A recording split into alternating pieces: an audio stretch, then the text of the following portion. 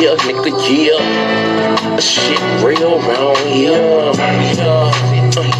Yeah, nigga, yeah. Shit real round here, yeah. If you want it, you can get it, my nigga. Shit real round here, yeah. If you want it, you can get it, my nigga. Shit. Look, if you ain't no ask somebody, they'll tell you about me. Nothing fake, nothing flawed, nothing bitch about me. I'm a G, I've been running these streets since a youngin'. Since 14, I've been bugging, slaying heat, ain't nothing. You won't be, say something. You could get it, I ain't tripping. One song, just know you better not let me catch you slipping. Cause whatever we need, I'ma smash you. Broad daylight around the club, I'ma get at you. If you let me tip down on the nigga, you chapter, I guarantee you that it's gonna be a closed casket. I'm about this, what's understood don't need to be explained. For the money or the fame, I was a gangster in the game. I ain't lying when I tell you about me and my background, about me and my lifestyle. I ain't never back down, I ain't never froze up, I ain't never turned state, I ain't never missed when I emptied the clip out the K, nigga. However you want it, nigga, you could get it, cause shit real. It's get it how you live. However you want it, nigga, you could get it, cause shit real. It's get it how you live. However you want it, nigga, you could get it, cause shit real. It's get it how you live. However you want it, nigga, you could get it, cause shit real. It's get it how you live. It's never die, do it, get dead, nothing less. Fuck with the kid, get two to the head, two to the chest. Nigga, I'm the best when it come to this street shit. You got your hands full fucking with me with this beef shit. I be on some all night flight, no sleep shit. Me, my dog, and 2 Ks, fuck that pro-bleep shit. We coming with it, hunting round drumming with it. You running from it, we running with it. You bitch ass niggas ain't fucking with it. I'm out here, head first, ready to go head up. Walking with your head down, bound to get your head bust. Hit the feds, come, I'm off the scene, off the block. I know the bus move when it get hot. Shut down the shop, open up another on the other side of town. Got yeah and I got pounds. Jizzle was a hustler and a head buster all in one. Don't get it twisted, I do this rap shit for fun, yeah. However you want it, nigga, you could get it, cause so I went all the way down to the trap in ATL. Oh yeah, to holla at T.I., you know what I'm saying, to see how they do it. Cause I know how we do it in the hood and the N.O. It's street, it's real street. I've been a street nigga my whole life. I was raised in them, wild out, flighted for nights and days in them. Nigga, I played in them, I told the kids in them. In 7th grade, I started trying to get paid in them. If you ain't real, you ain't gonna be safe in them. Bitch niggas get jacked and they hoe get raped with them. I done saw niggas get stabbed and shot dead in them.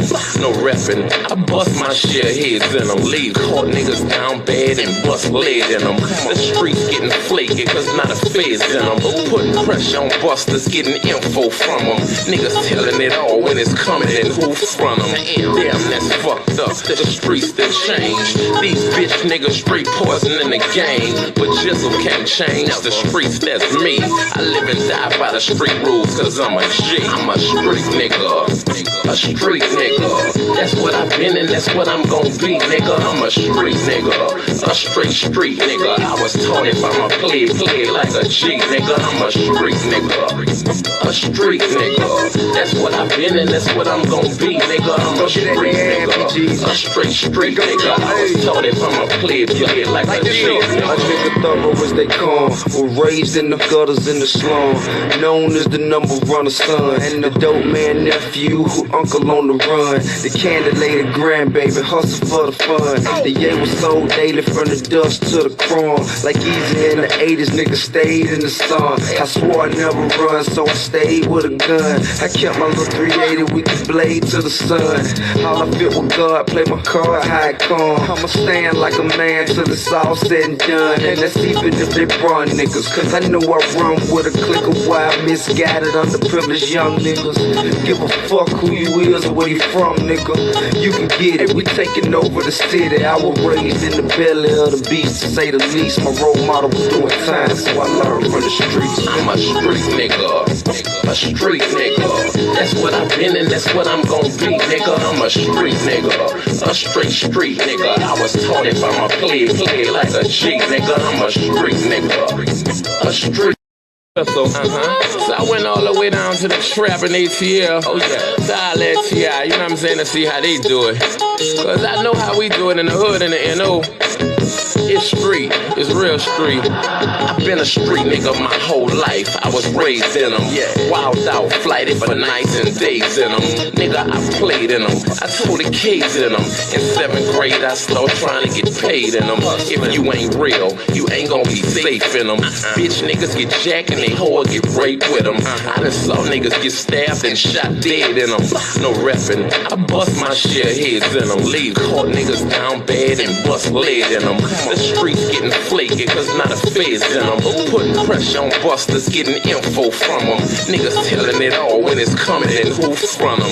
Damn, that's fucked up. The streets that change. These bitch niggas straight poison in the game. But Jizzle can't change the streets, that's me. I live and die by the street rules cause I'm a G. I'm a street nigga, a street nigga. That's what I've been and that's what I'm gonna be, nigga. I'm a street nigga, a straight street nigga. I was taught if I'm a play like a G, nigga. I'm a street nigga, a street nigga. That's what I've been and that's what I'm gonna be, nigga. I'm a street nigga, a straight street nigga. I was taught if I'm a play like a G, A nigga thorough as they come, were raised in the gutters in the slum, known as the number runner son, and the dope man nephew who uncle on the run, the candidate grandbaby hustle for the fun. The yay was sold daily from the dust to the chrome, like easy in the 80s, nigga stayed in the sun. I swore I never run, so I stayed with a gun. I kept my little 380 with the blade to the sun. All I feel with God, play my card, how it come. I'ma stand like a man till it's all said and done. And that's even if they run niggas, cause I know I run with a clique of wild, misguided, underprivileged young niggas. Give a fuck who you is or where you from, nigga. You can get it, we taking over the city. I was raised in the belly of the beast, to say the least. My role model was doing time. Alright. Yeah, I had to find a hat, man. Sorry. Damn, they knocked this motherfucking speaker over. This is like a death trap over here for me. I was over there looking for it. I was just like, I just feel like being weird right now, you know? And my eye was leaking, so I felt like I have to start on these glasses real quick. But y'all wouldn't even notice. Well, so here's all these hats right here. And none of them was like really like, you know, I'm not on the same shit he's on. I'm not a Bronco tip, so you know, that's his thing. Right? I'm not on a football thing. I just do supportive girlfriend shit when, you know, we used to do that, right? Just watch football. And so I was like, let's just find something to throw over this motherfucking hair, right? His hair is giving me like just issues, right? Considering I took down all of Jesse's shit today, this shit was like, wowzers, right? So I didn't feel like fucking with this shit. And I was running, my nose running, eye leaky and shit. Just fucking whole mess of things that just happened, like literally within the last 4 minutes. Yeah, always happens like that. So I was like, shit, man, let's just rock this 420 motherfucking shit real quick. I feel like dealing with this. So, welcome to the Revolutionary Agenda. I'm your host, Seduction Doll, aka the Black Villain, Lady J, Brandy. This is round 2 for the RVA. I'm trying to get in. At least this is my last one for the week, I think. So I don't know when I'll have another chance to do it. You know what I mean? The cats, kittens, man, scratch me all up. Yeah, I took down his hair. She took would have been easier if he was just, you know, cooperative. It took like an hour and a half, really, 2 hours. And I was like, I gotta do it real quick before I leave tomorrow, you know, or today. So I went back to my crib. I got a whole mission. So I'm kind of not excited, but kind of not excited, you know what I mean? Give me 1 second. Family, let me grab a tissue, please. Give me 1 second.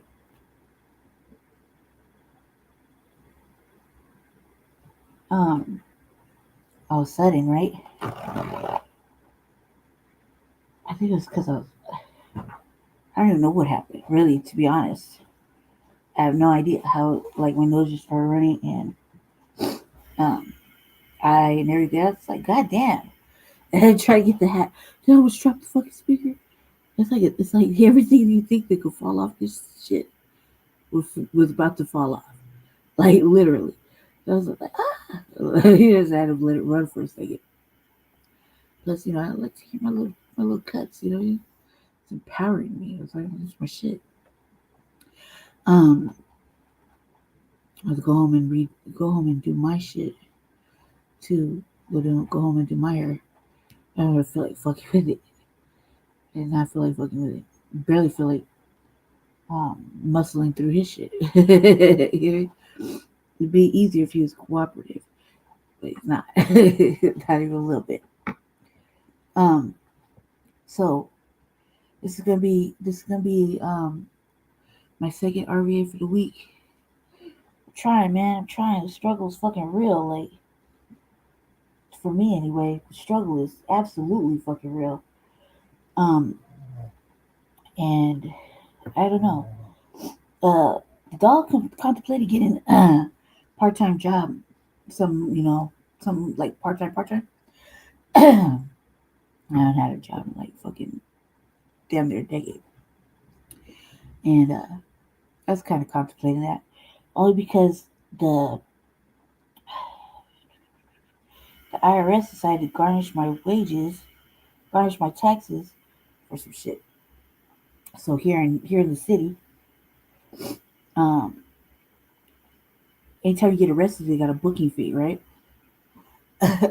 Amongst other fucking fees in jail, right? They don't make it easy for us at all. Not to mention all the extra shit that you got to go through, like bond and whatever they fucking want to do, set up for failure. So, out of all the times I ever filed fucking taxes, they picked this time to hit me with them fucking jail fees. I was like, God damn, like, for real? All the things. I was like, okay. Because, I'm sorry, I'm sitting very unladylike. Hold on 1 second. I pulled my sciatic nerve. At least that's what I think it is. It's very difficult. I just fall apart when I'm trying to do shit, So, they picked this time, of all fucking times, right, to do that. Which I thought was kind of some bullshit, because me and Jesse took a trip down there to talk to them. And naturally, it was a Hispanic person dealing with me. I did everything I was supposed to do, like when you do those like Free Tax USA shit like that, you gotta pay for that, right? Not only do you file the shit, then you gotta pay for it. But in Colorado, you gotta mail it in. So it was like a fucking struggle. Talking about a struggle for me, the simplest shit should be like easy peasy, like fill the shit out, go print the shit out, put it in the mailbox. It's like maybe 2 days, max. Nah, it took me like 4 months. Real shit. Because I couldn't come up with the fee to pay it, which is stupid, right? But I have a lot of like little tiny costs that cost me all the time, like little costs that really aren't my costs, if you really think about it. But they have to be taken care of, like happy home, type shit. And so it took me a fucking long time just to get that handled. Then when I got it handled, I had to figure out that I had to mail it. Then I had to go print the shit out, and because I turned off my internet because that shit was wild. They were wilding. They were wild. My printer was off too, because everything's all connected. So I had to go all the way to the library. I had to figure it all out. I had to get a library card.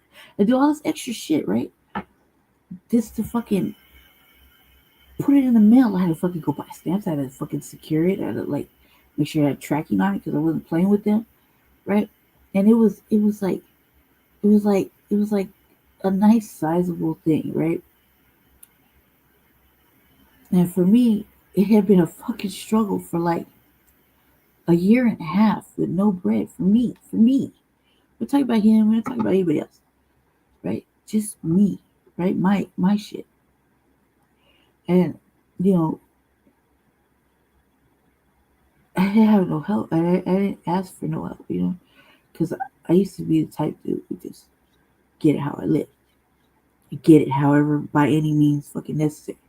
There wasn't anything that was gonna stop me from taking care of my family, my child, or whatever I had at the time, feeding myself, taking care of whatever needs to be taken care of by any means necessary, from the street.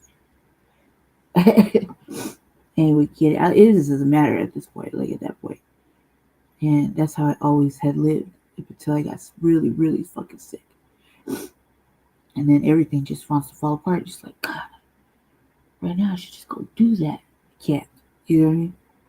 Because physically couldn't. Or not strong enough to. You know what I mean? Fuck. Man, all right. So I finally got it all together. I thought I had it all handled. Then they said some bullshit like, so I would have made an appointment. And at the time of the appointment,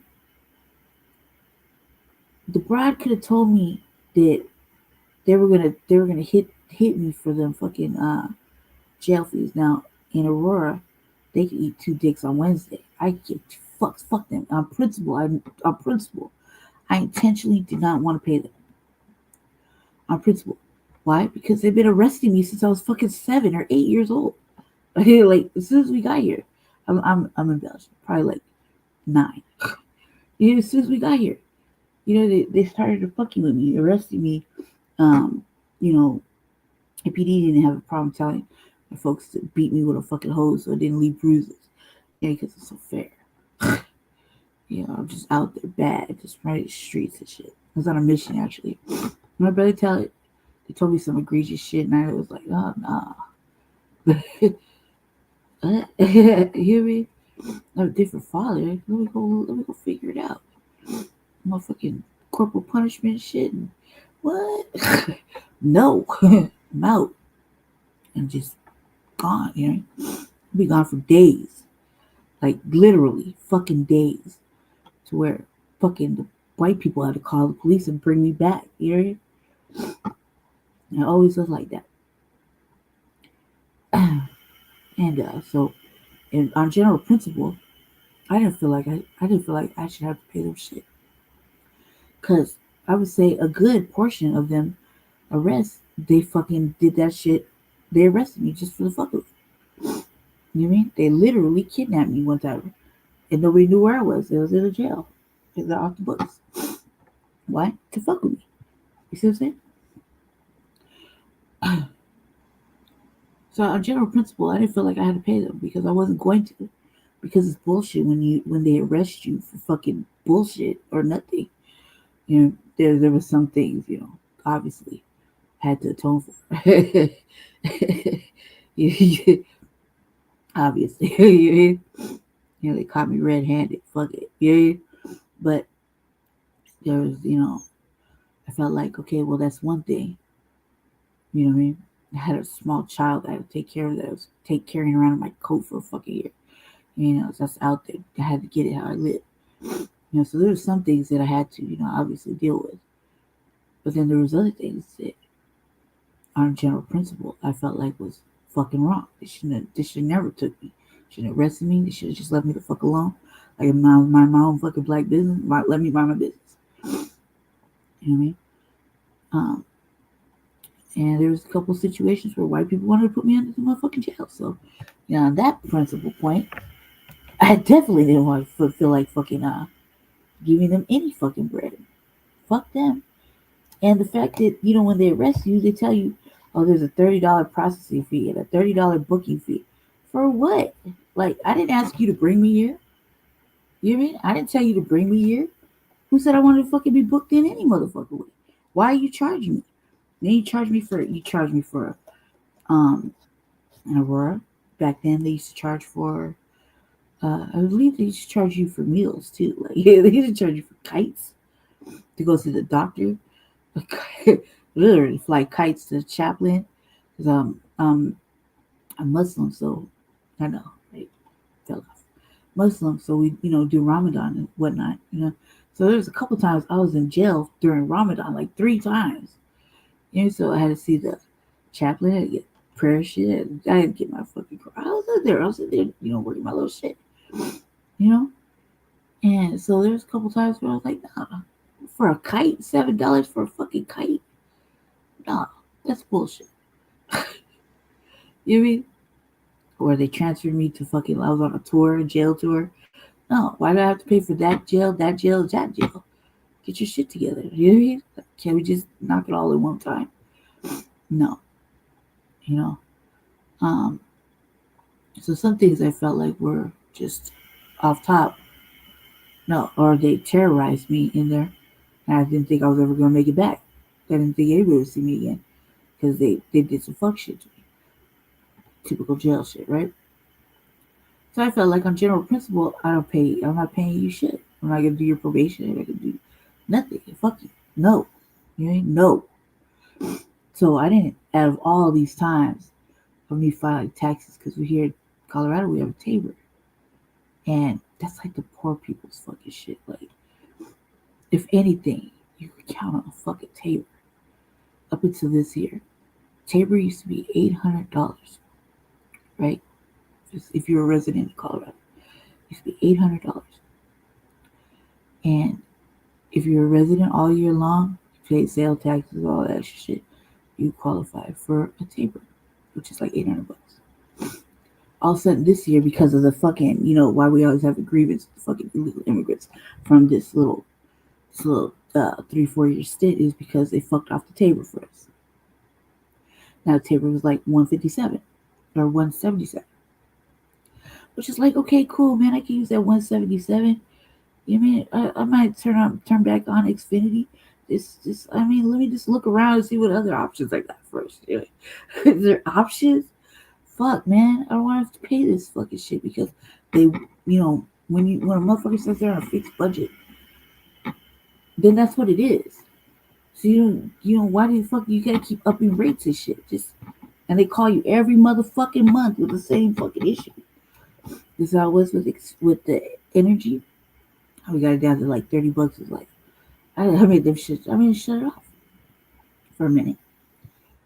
Why? Just so they get an understanding. I had to get it together. Like, I tried to write it out as much as I could. Like, I didn't put the shit in my name for like down there 8 months. You know what I mean? At all. So I'm like, fuck that. I'm paying for that. Why do you give unhoused people a place to live and then you tell them that everything's in that shit, including all your medical, everything you need, only to tell them they gotta pay fucking utilities? It's a glorified fucking tent in a dive. No amenities. Not to mention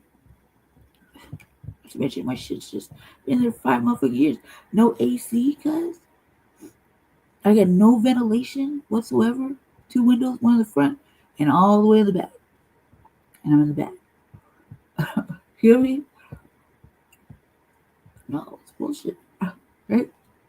So certain things on principle, I just feel compelled not to do. Right? But when they hit me with it, so they didn't tell me shit when me and Jesse went over there. In fact, they said, all right, sign this, we're gonna cut this little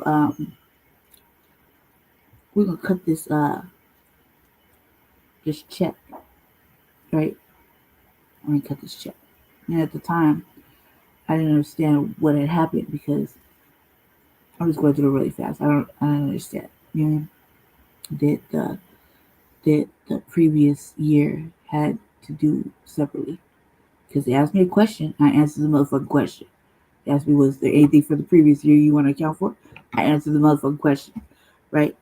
But the reality is they want you to do the shit from the previous year. They should have just said that, right? So they're like, we're gonna cut this 177. I was like, yeah. So I was explaining to my brother, like, the mail come yet? Brother, the mail come yet? Brother, did the mail come yet? I said, no, cuz, leave me the fuck alone. No. They're like, no, I'm waiting on some shit too. I was like, the mail come yet? He said some shit came. I said, well, just open this shit up, man. See if it came. I'm on my way back. I deserve a fucking taco plate, man. I wanted to fucking it forever. Too busy taking care of other needs that don't belong to me. You hear me? I said, I'll buy you a taco plate too. You hear me? He's like, no, they took it. I said, what? I said, say it ain't so, cuz. Don't play with me. Don't play with me. He was like, took it for jail fees. Right? I was like, what? So I got upset. That was last week. I got upset. I couldn't stop crying for like fucking 5 hours. I couldn't understand. Because the bitch had me in front of her, cuz. She had me in front of her. All she had to do was say, look, you ain't getting shit, bitch. Kick rocks. It's going to Arapahoe County and the Rural Municipal Jail. And I'd be like, what? For what? You owe this. I owe that? No, they owe me. In my mind, right? Big fucking profiling and fucking just getting me for fucking nothing. You know what I mean? Like, what the fuck? Cuz I probably would have had a little attitude about that. I probably like, no, they owe me. You know what I mean? Like, they could have just told me right then and there. So instead, like a duck, right home, wait, so my brother. And then I had the meltdown over here at the wrong place. I had the meltdown at. Right? And I was like, fuck. So then, my brother said, just get it all out the way. Just go ahead and follow them. Whatever they take it. Knock that shit out the park. And then you don't have to worry about it next year. I was like, fuck, cuz, like, just when a motherfucker just thinks they're going to be able to do some shit for themselves for once. Okay?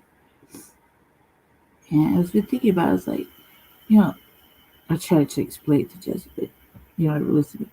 I have fucking a plethora of fucking talents, right? I make fucking everything. Soap, candles, hair care products, specifically for us, black people.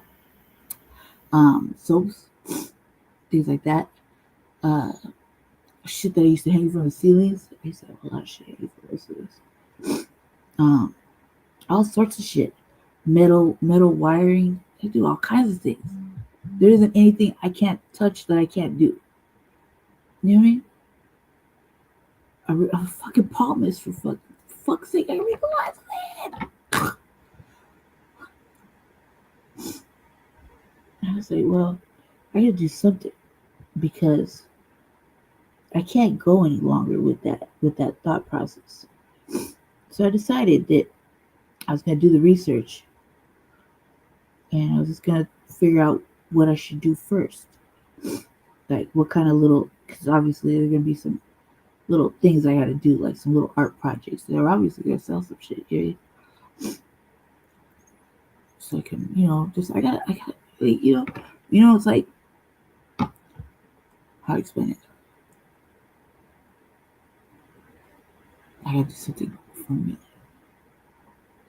You did? Oh shit, it's one thing. You know, I'm not online showboating and doing the most, right? This is something else. I barely get a chance. I gotta fight to squeeze in between the two broadcasts. You know what I mean? And then I gotta bring y'all different shit just not being talked about. You know what I mean? It's a whole bunch. And I was looking at this shit right now. I did my opening, and I was like, oh, they got an outro video. So I gotta take some new pictures because I did that shit in a minute. I said I gotta really step it up a little bit just for my own sake, because I built that shit for like Black News and everything that went with it, and kind of just throw my shit together, like whatever. You hear me? So I was like, I gotta do something just for my own sanity. You know what I mean? I was like, I even applied for a job at Amazon, just putting little stickers on the boxes. You think they're gonna give to me? Fuck no. Why? Motherfucker, you gotta have some sort of job history. Motherfucker had a job in over 10 years. Where have you been? Under a rock. Literally. Hey, what am I gonna say? I don't know. What skills do you have? I don't know. I just know how to peel stickers and place them on boxes. I really want to be technical. I know how to build boxes. Know everything about cardboard. Father worked at a box company. Something else? You did? Collate, do all kind of shit. You'd be surprised at what I can do. Literally. You'd be surprised. You'd be really surprised. But nobody asked me, so I can't tell you that. That's like volunteer information. Plethora of fucking hidden talents amongst all the other nefarious shit. That's just a bonus. I should do good things, like build good shit. Yeah, so I was thinking about raising a little bit of money, but I did the research. I thought about it, and then I thought about it. Back then, when I used to buy my supplies, they weren't that much. You get a box of like shea butter, like an actual box, for like $20 wholesale. That shit ain't like that no more. You know what I mean? All the supplies you need, they're not like that no more. It's you know what I mean? Now, I'm not going to take somebody else's shit and go sell it. You know what I mean? That's just not the brandy experience. That's not going to happen. But yeah, that's what I was contemplating. That's what I'm going to do. You know what I mean? Because I have to do something.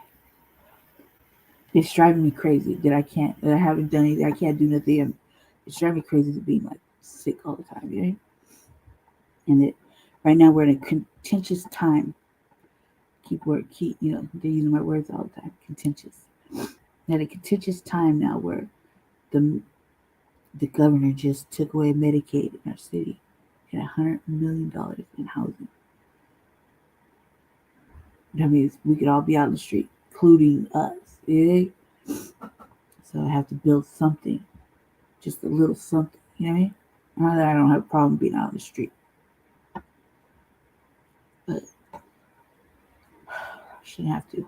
You dig? Not anymore. Not after everything. I shouldn't have to. But my brother's father told me today. He said, "Don't do it. Don't even try to move." He said because at this rate, I fuck around and try to move, they could just, you know what I mean? It could just end because of that, you know. That's encouraging. You know. So, what I got today, bunch of shit. But we're gonna start off with a little Khalid. I think we might end on that too. We're gonna start off with that, and then I'm gonna show you a couple other things. Show you that Shiloh thing, whatever the fuck her name is. And I had an idea of how justice could be served with that, but I'll show you it. I'll show you and I'll tell you my thoughts. I have all kinds of thoughts about how justice could be served. And speaking of, we had a death in the city of Aurora, right? Jesse showed it on the Frontline Black News yesterday. And all the coons in our city decided to get together in Aurora and literally was asking the white man for help to speak up for them, for black people in Aurora. It is unfathomable, family. Unfathomable. Like, they're like, anybody who doesn't look like us, white people. Hold on a second, I gotta get it. Hold on.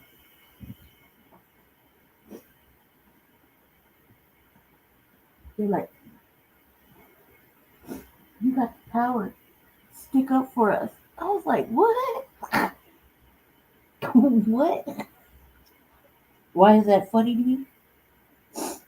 Stupid as hell. That's the stupidest shit I ever fucking heard in my life. I'm scared. I'm scared for my life. I'm scared for my life right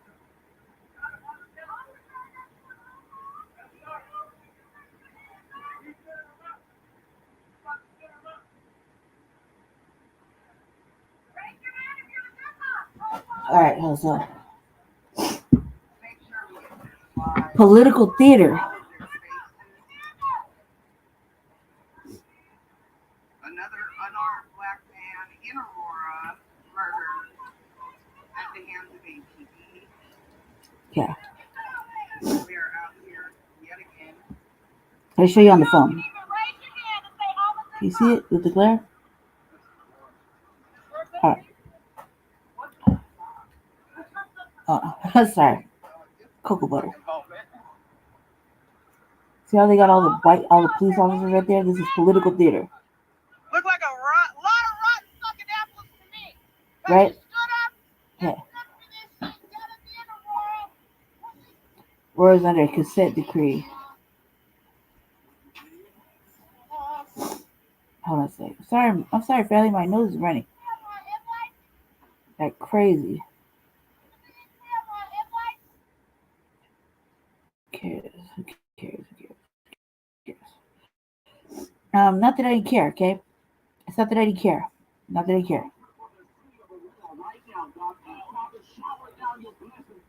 How y'all doing today, man? My man. What up? I wasn't watching. I was lurking.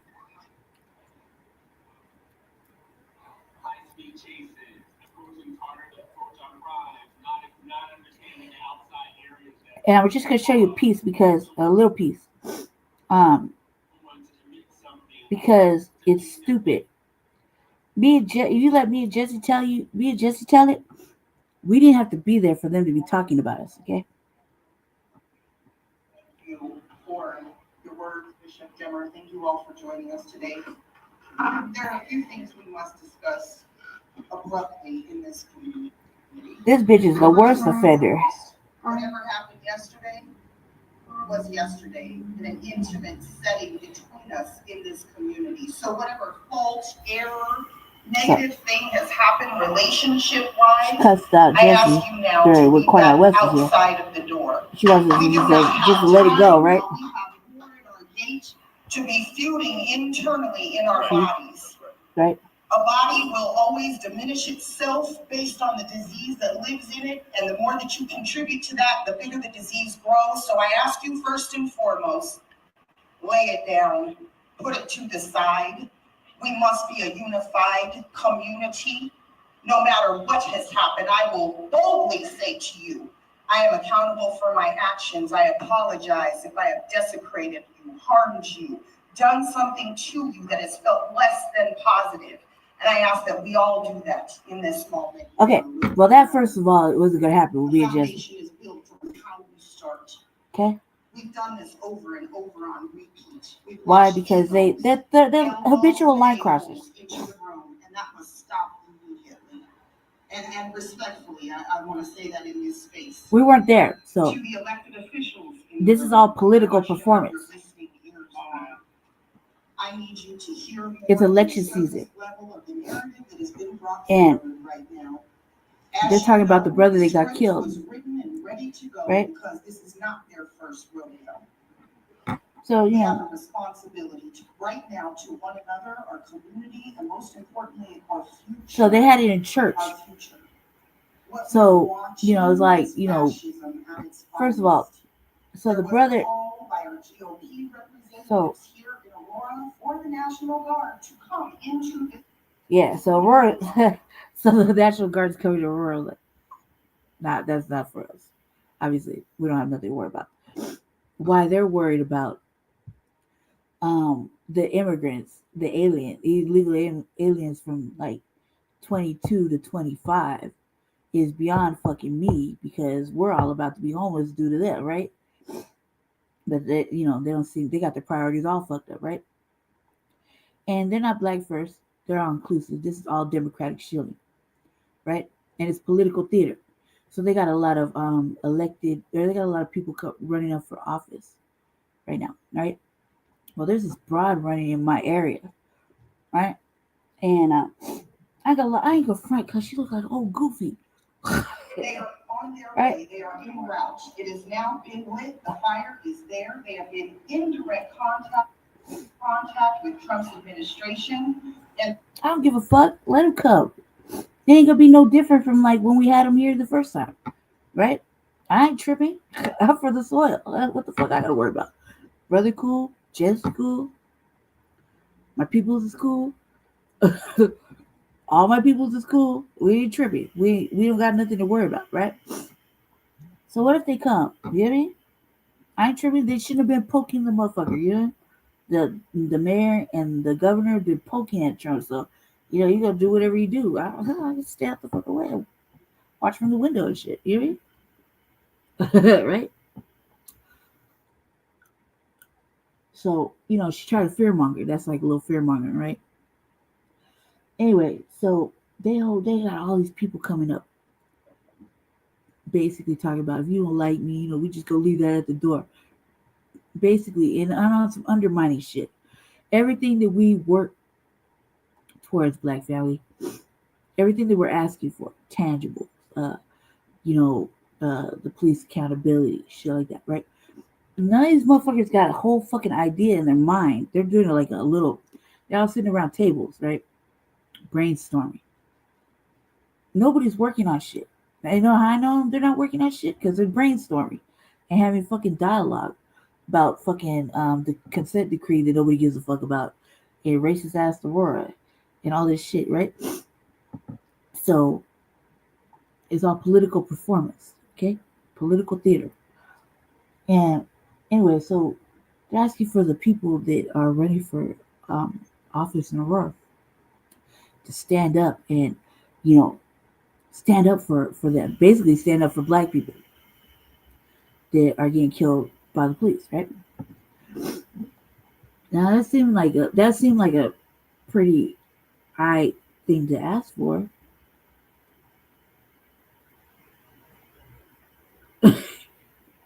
If the world was like a perfect place, right? And we didn't live in a system of racism, white supremacy, right? And you're asking white people, the same white people, right, to stand up for you and speak for you and represent and push the envelope of stop killing Black people, to the actual white ass racist sundown fucking Aurora PD. You did? You see what I'm saying? Is it making sense? Follow me down the black hallway, cuz. Okay? So they come up there, all these fucking shit, and everybody in here is speaking, minus like maybe 2 people. Actually, just test me, Jesse. We didn't even have to be in the room to know they were talking about us. Right? Talking about we gotta leave our egos at the door. We gotta be unified. We have to be, just basically kumbaya with off-brands, coons, mammies, shills, enemies to our people. They've shown consistently, they don't have Black people in their heart, to give a fuck. They're just ambulance chasing. You know what I mean? They're dragging families through. They want whole visuals and shit, and white Jesus praying and shit. Okay? Black church, right? One of the pastors says, I swear to Jesus' mama. One of the pastors said, we gotta start spending money in Aurora. I'm like, cuz, what the fuck does that got to do with anything? It was a car accident and a shooting. You know what I mean? Car accident and a shooting. What the fuck does spending money in Black Aurora got to do with any of this? It don't have shit to do with it, right?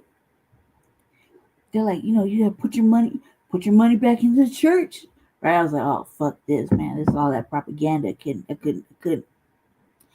I sat there while I was taking down Justice hair. I was like, this is bullshit, right? So please know the fire in our So house. you hear the tone like she's somebody's mama. I want to rewind. We weren't invited. 6 years ago, We didn't even know last about it. Sunday, But was in that the case, I'd have been like, I'd already been rowdy, little rowdy in the back, like, There are many and my people in goddamn this mama, room who the fuck you talking to like that? who are shoulder to shoulder I say, no, throughout bitch, that no. experience. You ain't gonna talk to me like that. You barely got away with that with him. Our strongest power right now is the power of the people. Power of the people, right? That is where we must formulate our power, find our power, and keep our power centered. We have a goal right now. No more. No more. They say no more. But they're picky and choosy, right? They didn't have none of this heat for the little black girls that got murdered and over there by the park. The little black girl that was found, her parents found her by the dumpster in Montbello. They didn't have none of this fire in their heart for when the little black girls went to city council and some white supremacists call them the N-word. They're just little babies. They told them to go back to wherever. They have no love for the sister with the 3 babies living on the street and shit.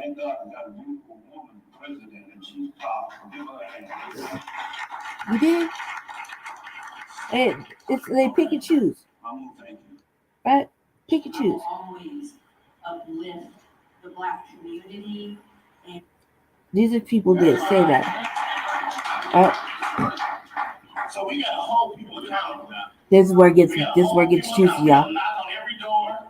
Knock on every door. Everybody who says they went to Elkhart Elementary. Then I went to St. I lived in Paul Aurora most of my Elementary. motherfucking life, right? Elementary. Then I went to Columbia Middle School. They're talking about Then I the went to elected Ridgeville. officials. So the bitch, And all of my growing up, I was broad, in the Aurora Police Department. the broad that's running for my district, right?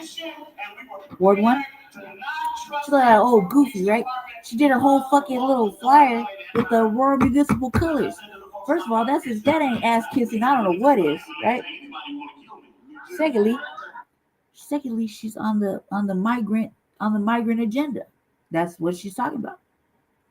You know what I mean? Talking about, basically, we're gonna hold the fire to the blaze. Yeah, right.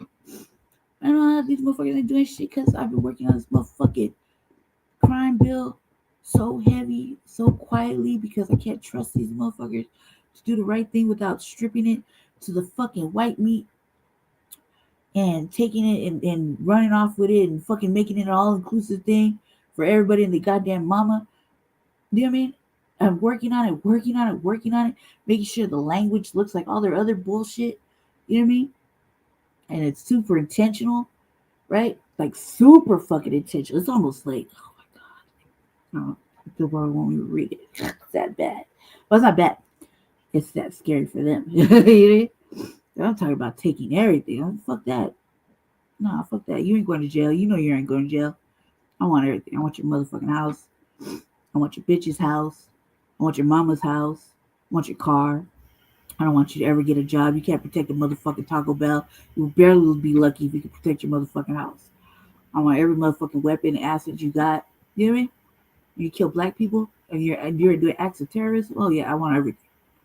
I want everything. I want every fucking thing. Everything. Why? Because that's justice. You won't put them in jail. So take everything. Everything. Take everything. And keep doing it. Fuck it. I guess it's just gonna have to get like Trump said, you kill something in the capital. It's capital murder. Maybe that's what has to happen. Right? I'm not even on that tip, but I was just like heavy. But these acts of terrorism are just that. Right? They're calling like communities. Fucking, church, right? And asking for money and doing this and then asking these elected officials. Well, first of all, The person running in my ward is like a Hispanic person, right? From immigrant background. So her whole agenda is that. Okay? Fuck she know about the plight of fucking Foundation Black Americans in fucking Aurora. Fuck she know about it. She don't. She's all goofy. She look like she'd never get in trouble. Right? Oh, weird ass looking ass bitch. The reason I say that is because I'm not with the fucking agenda. Right? Bitch knocked on my door and my brother to hit out like regular, like, yeah. Got a fucking flyer. I was like, look at this old weird ass, goofy ass, looking ass, stupid ass, ugly ass bitch. You want to run in my city? I don't even know you. I've never seen you before. I've never seen this broad anywhere on the street in my neighborhood. And I tell you that because I actively patrol my motherfucking neighborhood like a fucking black Batman. Fucking panthering it up late at night, creeping at all different hours whenever the fuck I feel the mood is just arise. You know? Actively patrol my neighborhood.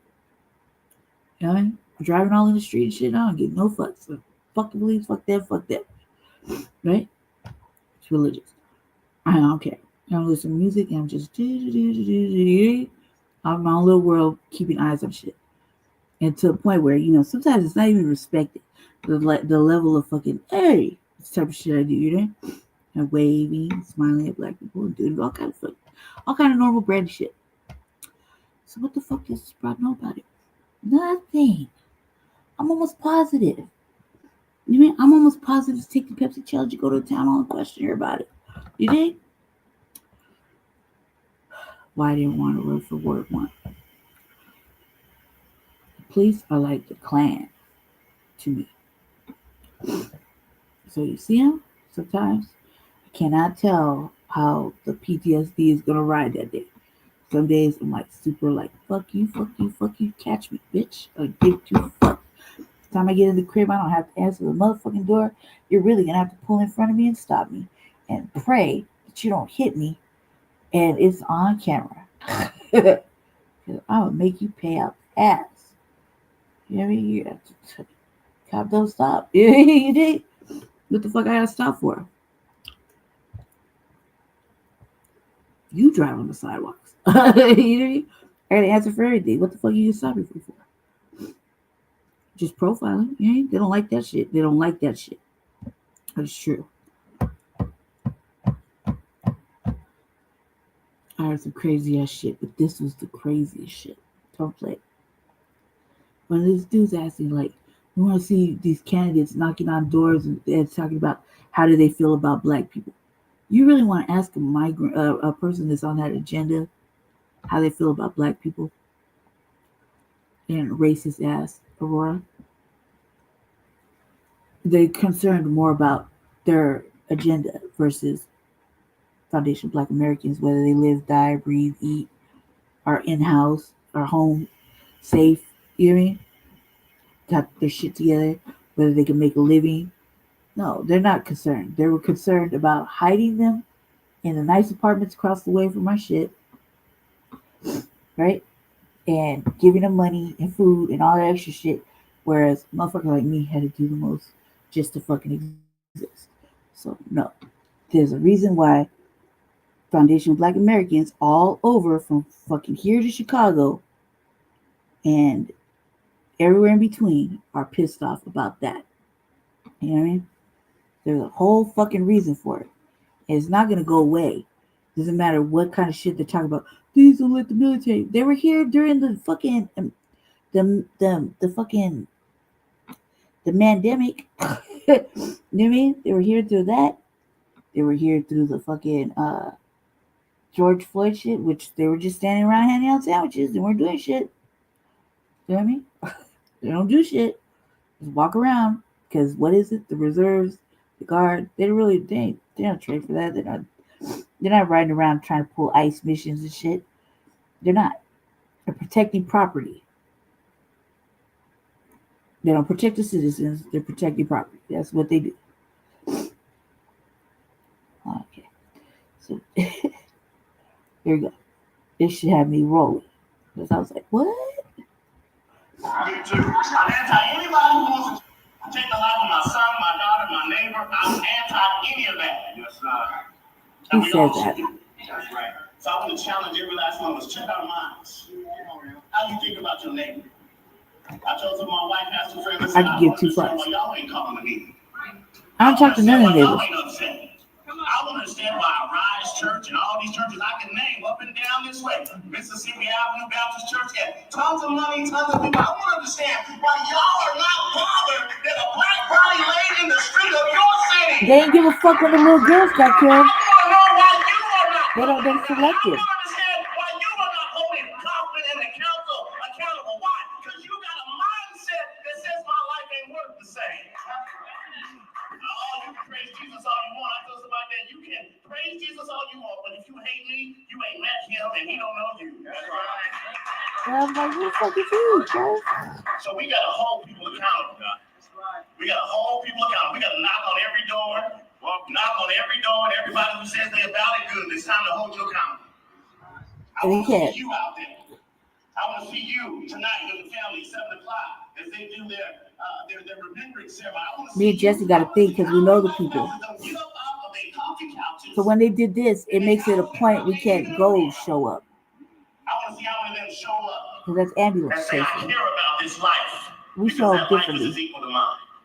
Don't fall for the okie doke no more, folks. Thank you, sir. Don't fall for the okie doke. What's the okie doke? Right? Just because they show up and your pastor lets them give a little speech because they want your vote. See? No. That sounds like me. When he was killed. Yes, I want to know you were at when our kids couldn't read. I want to know where he was at because this is what concerns me. Listen, your kids can't read. There's a problem with you. So I'm on the watch. I'm on the ball.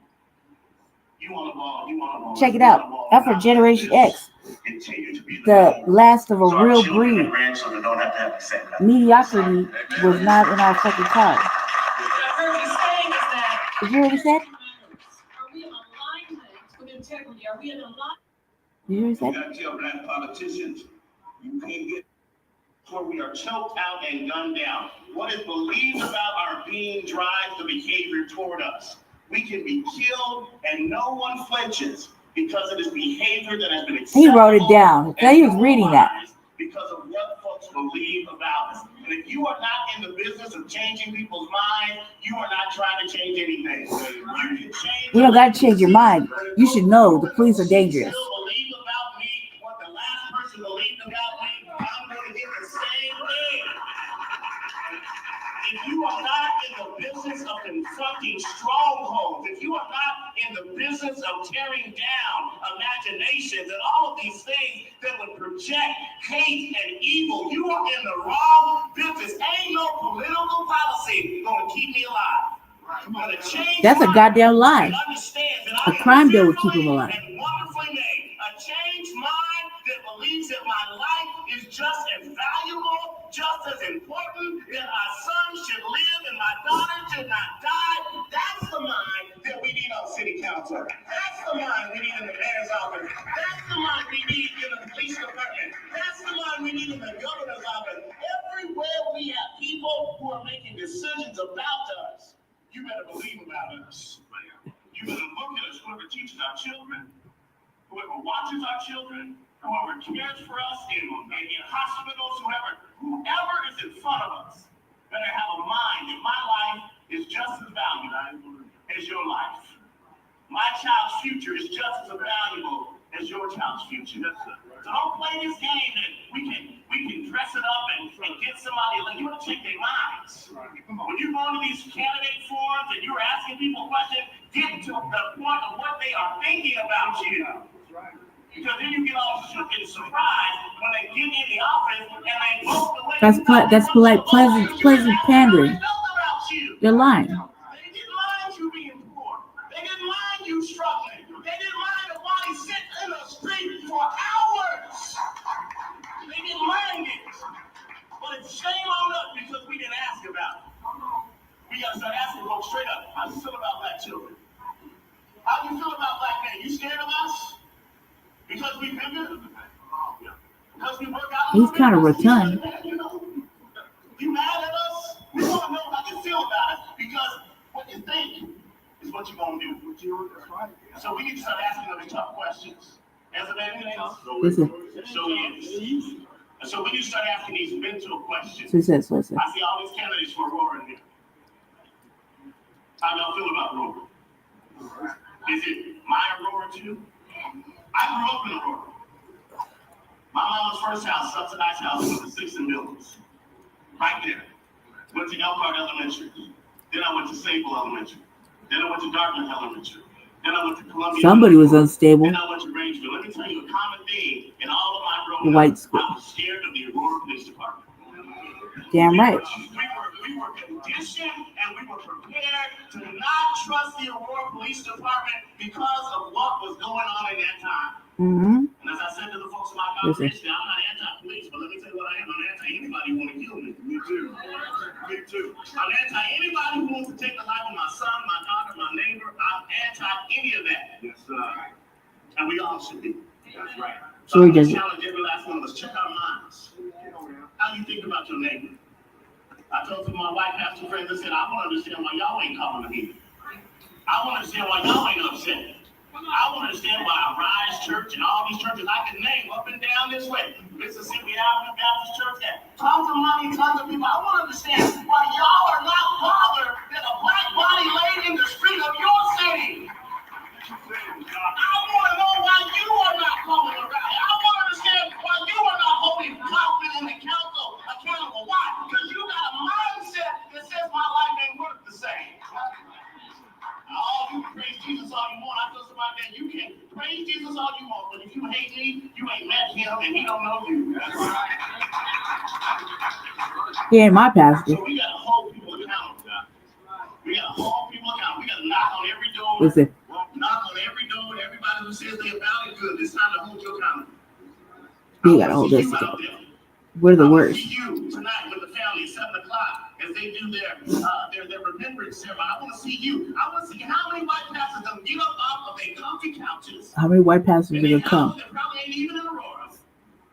I want to see how many of them show up. How many white people show up? I care about this life because that life is as equal to mine. Don't fall for the okey-doke no more, folks. Don't fall for the okey-doke. Right? Just because they show up and you pass the lesson and give a little speech because they want your vote. No, I want to know where you was at. Honest answer. All right. Brother Sharish, though. I want to see how. Was it this right here? Okay. And we will stand together for what we know is right, because otherwise you will be defeating this one. We weren't invited. When they are, with regard to the hiring practices. The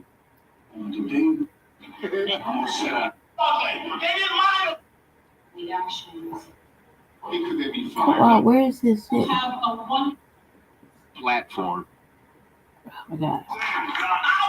It was Pastor fucking whatever the fuck it is. I think everybody needs an audit, man, and I hate to say it. Some people just need a motherfucking audit. I have marched with a lot of y'all in here. Okay, here it goes. Georgia Richardson. I mean, we can just keep going down the line. He says, white people. Black youth who were taken away far too long, and we don't know what they were going to grow up to be. Right? We're losing future doctors, lawyers, administrators, politicians. It has to stop now. When are we going to stop doing this and start acting out? You know what I'm saying? Not violently, but just in a way where, look, we cannot keep losing our kids. Right. And just like Pastor Dimmer said, Candace said, Omar said, it's going to take all of us together. So we ask those who do not look like us. You have more power than us in these things. We need your voices more than ever right now. Speak up for us as we speak up for everybody. You know, Black people are the most compassionate people in this country, and we are there for everybody. Right now, we're asking now everybody in this room to be there for us, because I can't handle another one of these. I've lost 6 kids this summer. Buried 6 kids this summer. Cuz said. I cannot imagine Cuz said, those who don't look like us, speak up for us. Today we mourn, tomorrow we fight. Thank you. He said it. He said it. And I was like, are you kidding me? Cuz since when? Since when?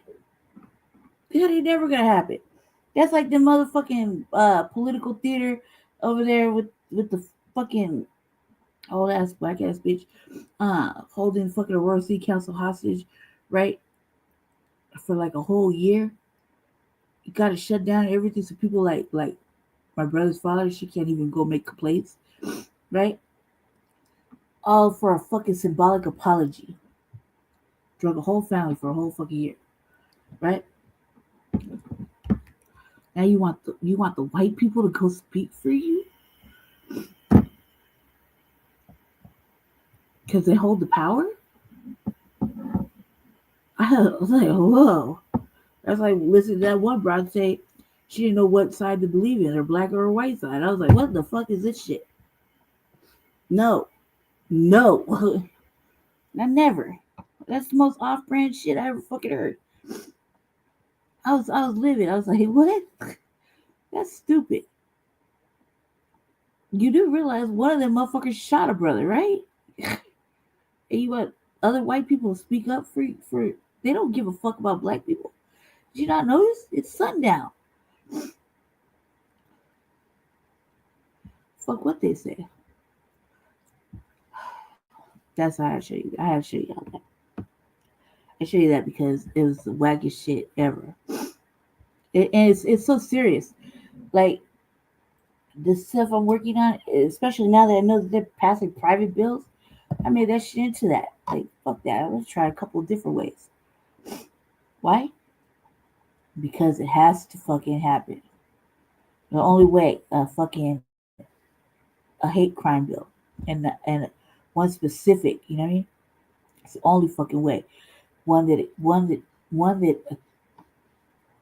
takes away every fucking asset. One that punishes them in that manner. You know what I mean? Like I say, a life for a life, that would have been a whole different thing, right? I'm not saying that. I say I want everything. Give them everything. You know what I mean? There's no amount. Like, shit, they charge us restitution every time they arrest us. So this is just another way, you know. It's heavy. Shit I'm working on is heavy. But again, I have trust issues, and I don't trust any of those people in there at all. Not even a little bit. So let's get started. I hope that was entertaining. Because I was just beside myself. Welcome to the slave theater, family. My favorite one.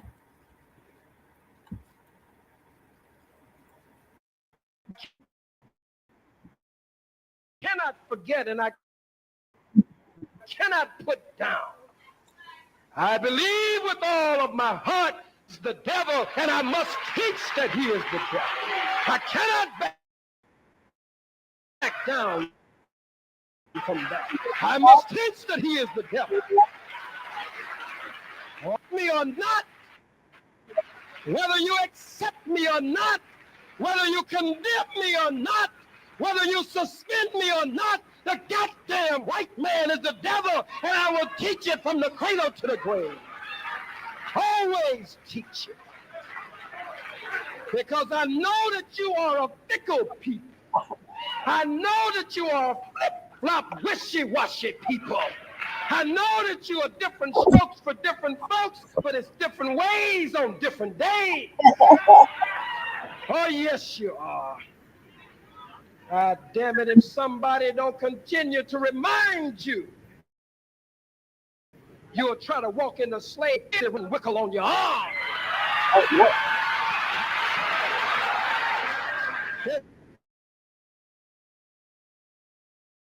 Yes, you will.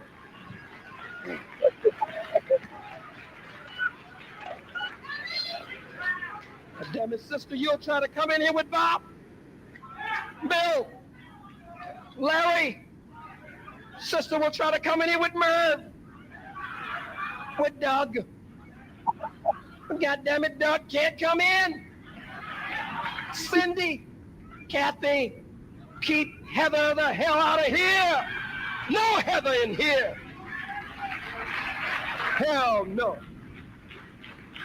This is the slave theater. Well, why does Brother Alton Maddox leave the name slave on it? Because, God damn it, we're still in the land of our bondage. We're still in the land of captivity. We're still a slave to the Democratic Party, still a slave to the Republican Party. You can't even see a freedom party. You don't see it. You're a slave. I'm a slave. And unless we admit that we are slaves, then we can never get free. Never get free. The first thing a slave must do is admit I'm in bondage. Admit I'm in captivity. Admit that I'm a slave and Giuliani is a slave master. Admit that I'm a slave and Clinton is a slave master. Admit that I'm a slave and Cuomo is a slave master. That's the only way you can get free. Stop walking around acting hip, slick, cute, and cool with Oochie and Coochie and Poochie and Gucci and all that stuff. You're a slave. You can't wait to get out of here and get a good night's sleep so you can go to your elevator plantation tomorrow. You're a slave. You're a slave to your car note. You're a slave to your rent. You're a slave to your lease. You're a slave to your telephone bill. You're a slave to your light bill, your gas bill. You're a slave. God damn it, this is the slave theater, and all the radical slaves come here. The Nat Turner slaves come here. The Harriet Tubman slaves come here. The Denmark Vesey slaves come here. This is the slave theater. All praise is due to Allah. This is the slave theater. I'm a slave. As I told Devil Hugh, Devil Hugh. I say I'm one of the rebellious slaves. I'm not a peaceful slave. I'm not a compromising slave. I'm not a skinning, grinning, shuffling, scratching, boot-licking, butt-licking slave. I'm a slave that don't give a damn about you. Don't care nothing about you. Don't give a damn whether I see another or not. I want to be free. I'm a slave who wants to organize the rest of the slaves. I looked at the crackers on 125th Street. Some of you trembled when you saw them. I was inspired. I couldn't sleep.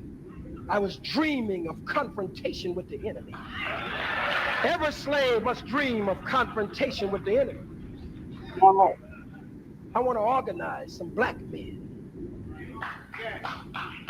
What would have happened if 500 black men would have showed up on 125th Street? I ain't talking about with no damn picket sign.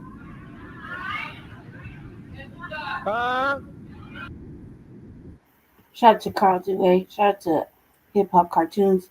That's our friend. That is our friend. And he's still keeping it. He's still keeping the work alive. And that's the code. I'm trying to stay so I can get to. Okay. Oops. Hold on for that.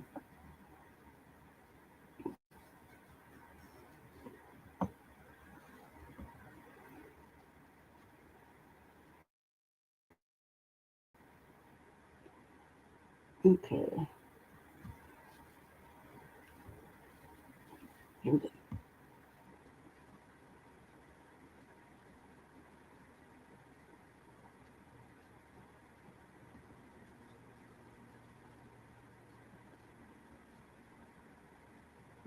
What the fuck?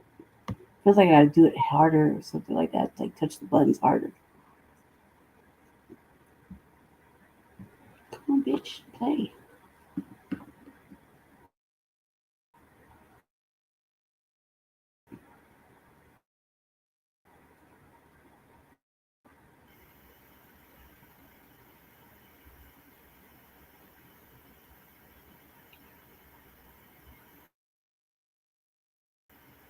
Fox 9's Babs Santos went to Rochester to learn more about it. He joins us now live with the details. Babs? Look at the look on his face. Look at the look on my face. He's like, y'all called me in on my day off for this. Huh? Y'all called me in on my day off to stand in front of a jungle gym and talk about Shiloh Hendrix. Y'all know this is an all-white shift, but y'all had to integrate it just to do this story. Y'all ain't slick.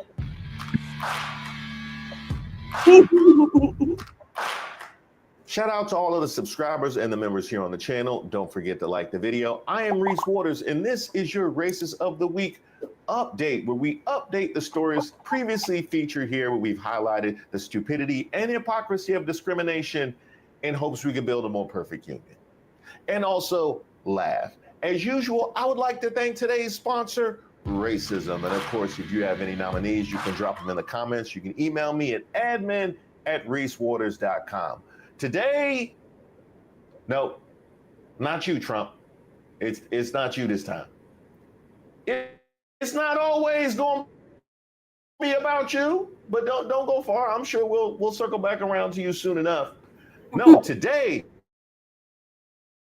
we're talking about Shiloh Hendrix. Y'all remember the woman who went viral for slurring a child and then started a whole GoFundMe and launched this whole summer of black fatigue? Did you call him a nigger, the child? The fuck you talking Did you about? call the child the nigger word? None of your fucking business. It is my own business. You call him a nigger? Okay, why don't you have the boss to say it right now again? Fuck you, nigga. Okay. All right, that's what you say. Mm-hmm. Guess what? She picked up some more charges. Shiloh Marie Hendrix, the woman accused of yelling slurs at a young black child with a disability back in April, has been charged with 3 counts of disorderly conduct. In a press release Tuesday morning, the city of Rochester announced the city attorney's office would be bringing the charges against Hendrix, claiming the matter, quote, took a large amount of evidence and required careful consideration of potentially charging options across multiple offices. Wasn't a whole lot of evidence. The video is really all the evidence. Y'all just been watching that same video for weeks, because I don't know what other evidence was needed. Each charge carries a maximum of 90 days in jail and/or a $1,000 fine. The family of the victim was consulted during the process. As of now, it's unclear if Hendrix has acquired legal representation. So you mean to tell me she got all that money from the GoFundMe and she ain't hired a lawyer? What a Wow. So it wasn't one lawyer that contributed to the GoFundMe? Not even the guy who got divorced over contributing to the fund? Nobody? Wow. That's crazy. Who would have thought? You don't find that suspicious? You don't find that suspicious? You don't find that suspicious? Do you think Better Call Saul would defend racists? Because he defends just about everybody else. So she probably get Better Call Good got you.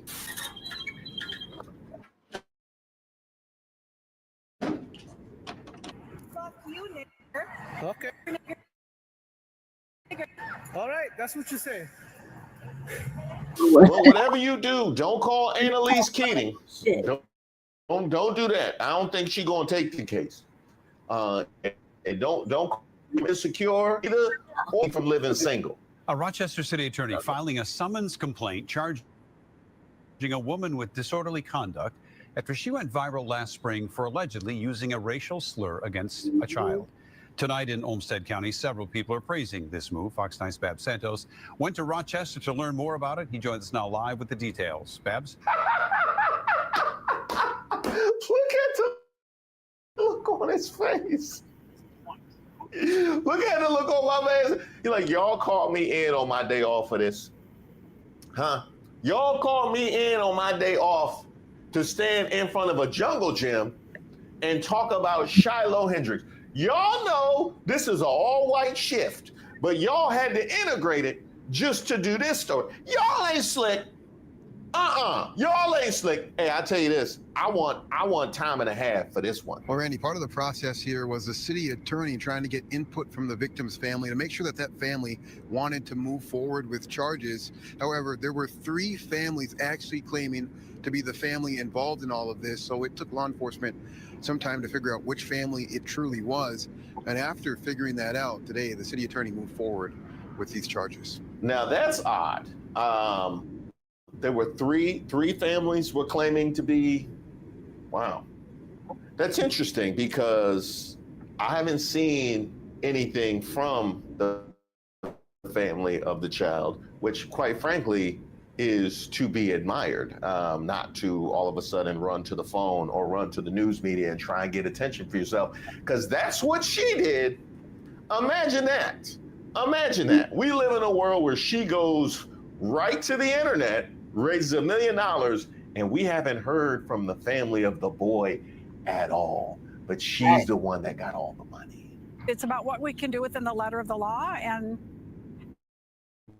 while it's frustrating and there are different opinions. Many people in Rochester have been waiting for this day since last April, waiting to learn if Shiloh Hendrix would be charged with a crime after allegedly using the N-word to rebuke a Somali boy with autism who reportedly took a pouch of applesauce from her diaper bag, an encounter at this Rochester playground that went viral on social media. Now, it's at this point that I gotta holler at the Black MAGAs, because I said at the time when I initially reported on this story that it's just been noticeably silent over in Black MAGAdom. I don't know where they had been, because we're at a place where a child, I think is beside, because the child just acted like a child from taking an applesauce pouch, can not only launch a racist tirade from an adult, but then double down on it and have all these people paying her for having done so. So it's interesting that Black MAGA has been so. Where y'all been, Black MAGA?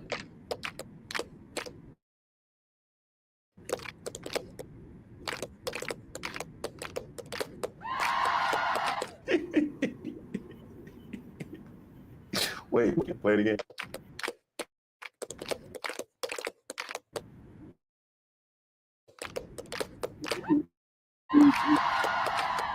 I see Rob Smith been picking up some new skills. That's what they've been doing. This is how Black MAGA been spending their time, as opposed to reading the writing on the wall. But yeah, I don't agree with it at all. I don't agree with using that kind of verbiage. This week, charges came down. 3 misdemeanor counts of disorderly conduct with a maximum sentence of 90 days in jail and a $1,000 fine. In charging documents, authorities say the 36-year-old was hostile and racist to the 8-year-old child, all because of a pouch of applesauce. The child's parents allegedly feared Hendrix would strike the boy, and Hendrix allegedly said he was about to hit him for taking her son's stuff. I think it's justified that she's being charged. I think it's completely unjustified, her reaction to the situation, especially being a child.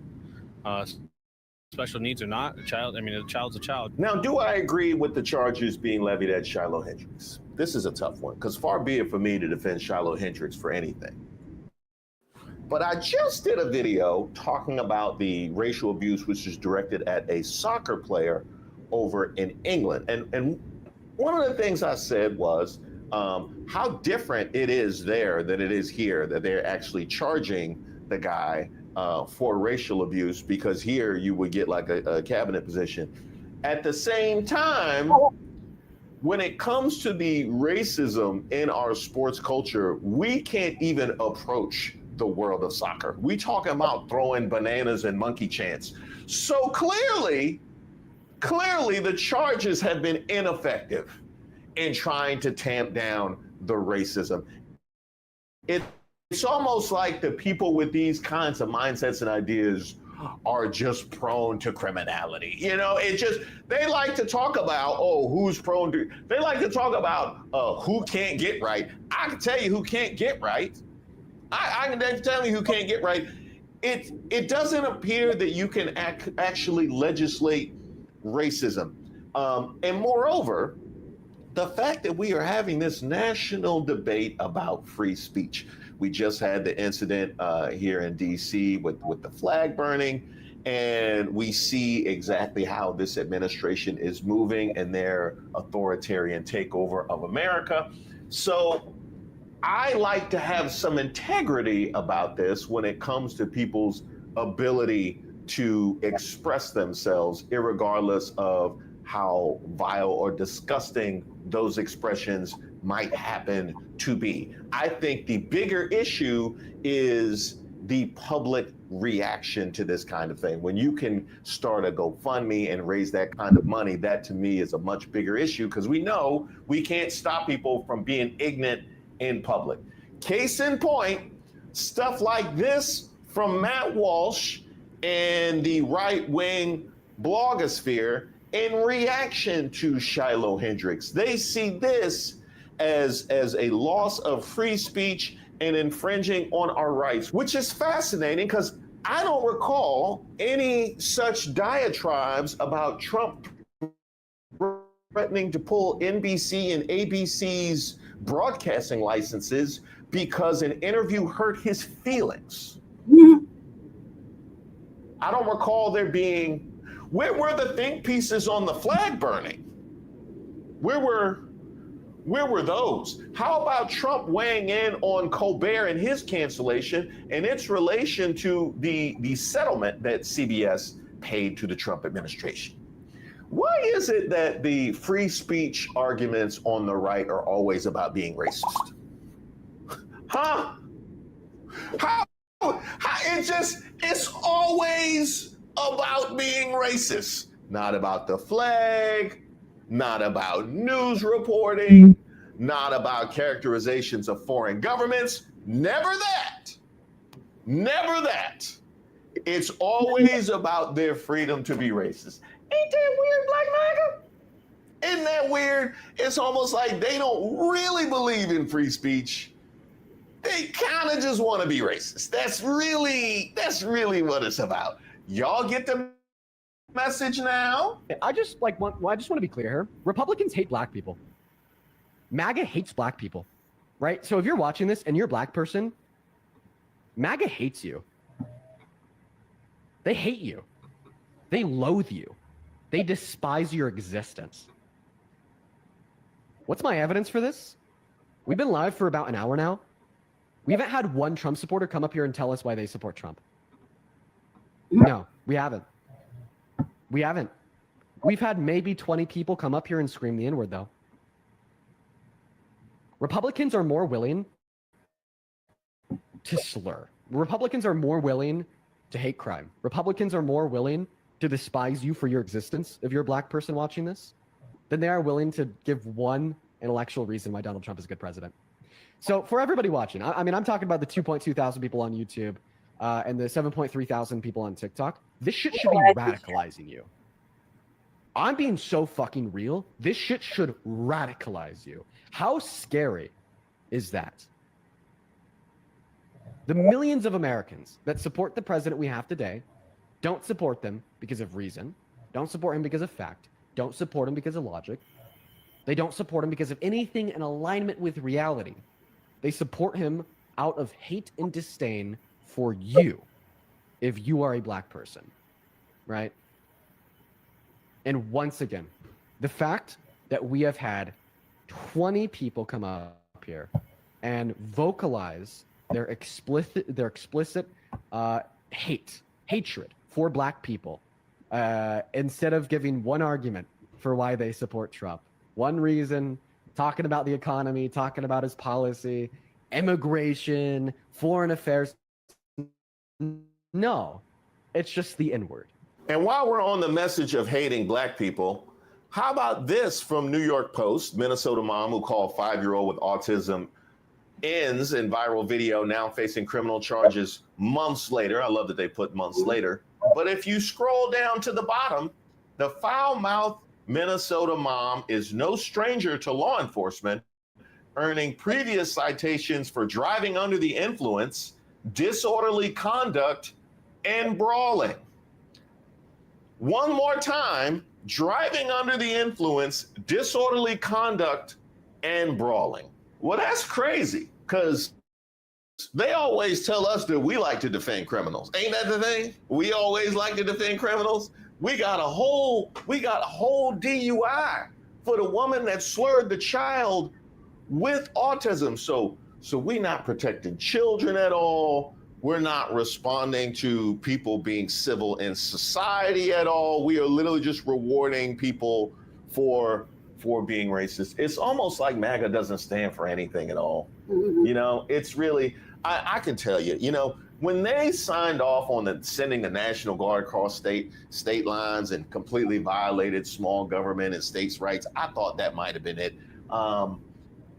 Yeah, but this really has to go right to the top or near the top when it comes to MAGA, not standing for anything.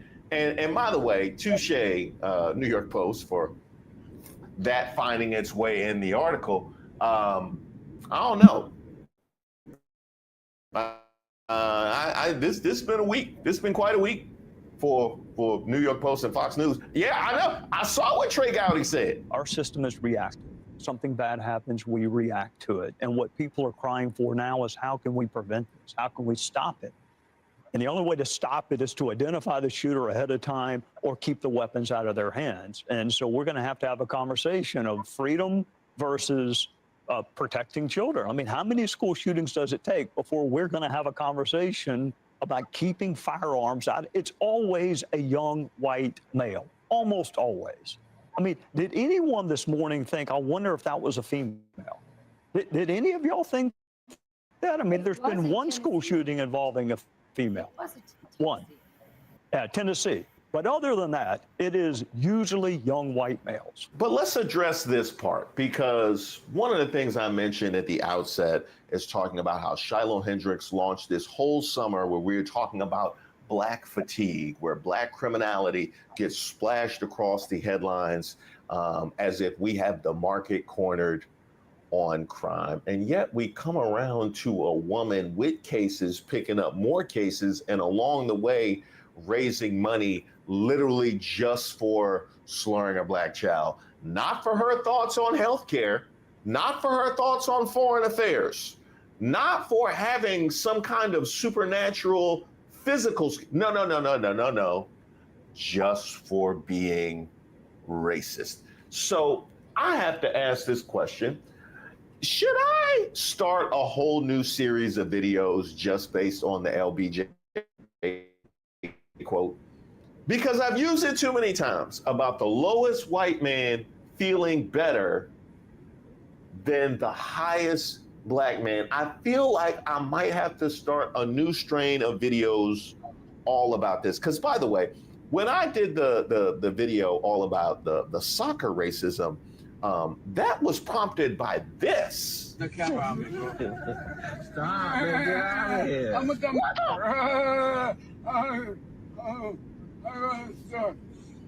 Fuck out here. You got nothing better to do. You. Like, fuck. Get out of here. You bothering us. Pick that up. I don't want to. You the bad. You the bad. You the bad. You the bad. You the bad. You the bad. Pick that up. You the bad. If you're tough, pick that up. You the man. Few moments later.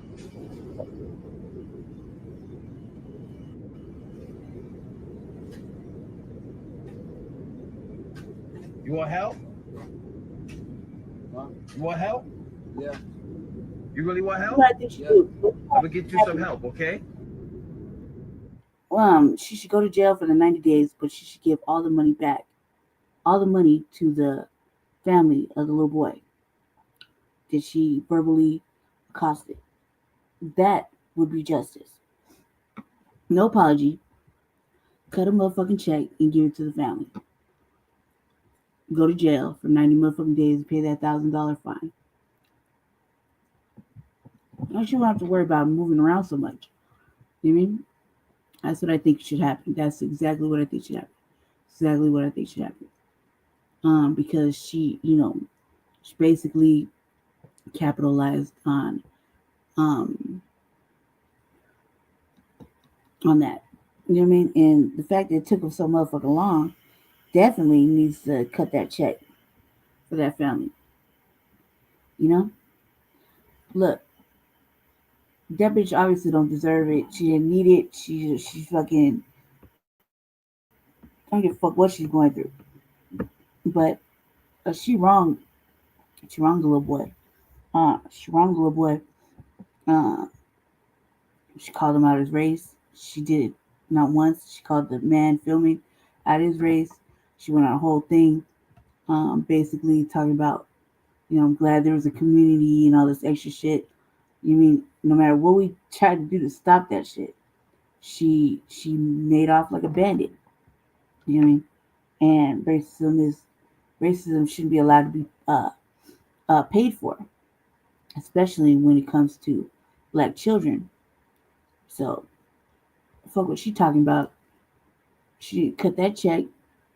That's what the judge should do. The judge should order her to pay all that money. Not what she has left, but all the money she received. So she's gonna go into debt. Okay? Put a lien on her shit, whatever it takes. To the family of the little boy. Never know what that family may need later on in life. You know what I mean? Over a motherfucking juice box or fucking, what is it? The fucking, what do you say it was? Applesauce pouch? For real? And then, one of us just drag her, do something later. Just catch her slipping at the Walmart or something like that. Whole Foods. Really, she should do 90 motherfucking days. She should be ordered to cut that check right then and there for the whatever she received on that gift send go or whatever to that family of the little boy. Serve that 90 days in jail, no good time, no time and a half. Pay that $1,000 fee. Yeah, and you can't get it out of her. Put a lien on her shit. Put a lien on her husband's shit. Put a lien on her sister's shit. You know what I mean? Take her vehicle. Take whatever she got. Wherever she moved, that's it. She's a wrap. It's a wrap. And you should go live at your sister's house. You know what I mean? That would be absolute justice. That's what I think should happen. If it was me, that's what I would do.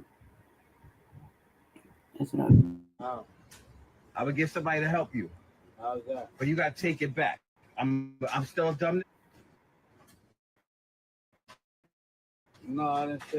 With the homeless people, like pretty much property or away from the premises. So I do that. It's literally 7 a.m. I do that. Make the calls, mind my business, and I continue to help someone in my lobby. And as I'm doing that, I just see this door swing open and enters a homeless man. Yes, he was 6 feet, white, tall, skinny built. He had grayish hair, dirty gray beard, white shirt, tan pants, and then a blanket. Now, I was told the group of homeless men were threatening people at my job, like pretty much being very to them. And I'm like, oh, okay.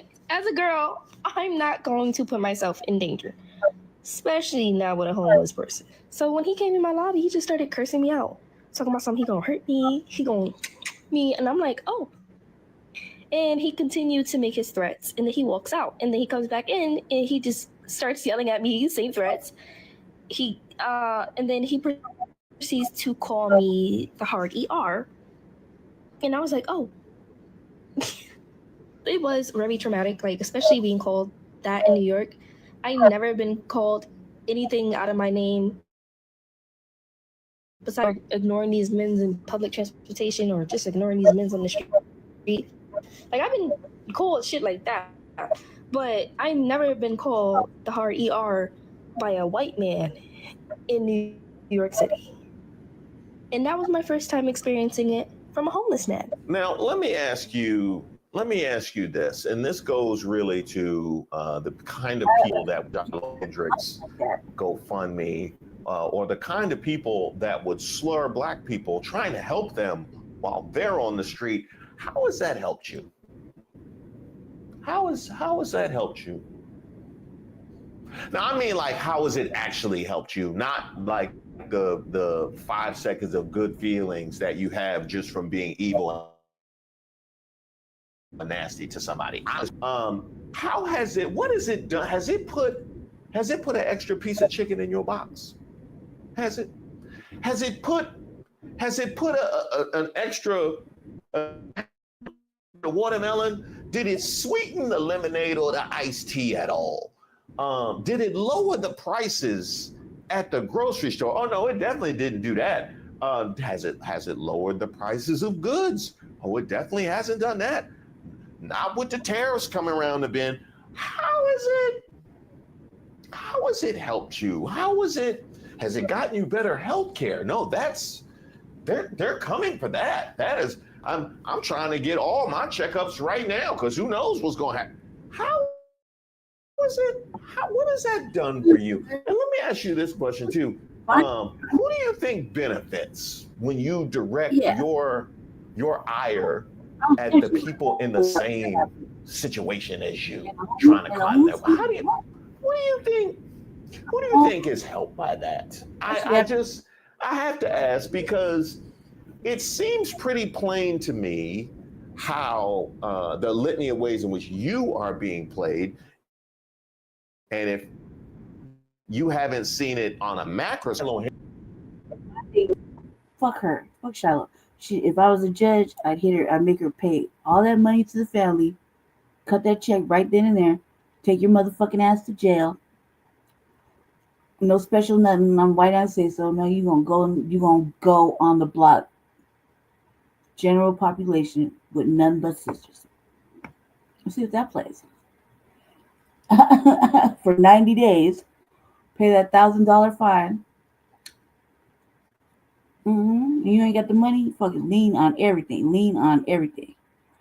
Now that would be justice. Just go over there, just general population, wherever you're at. Hope that cell block is just littered with sisters with just nothing but hands and hands and hands. And I'll teach you to disrespect Black children, especially over a motherfucking juice box or whatever the fuck you start. That shit is just outrageous. Yeah, shoot your little fucking crack ass, fucking deal with that shit. But you'll have a new understanding. You know what I mean?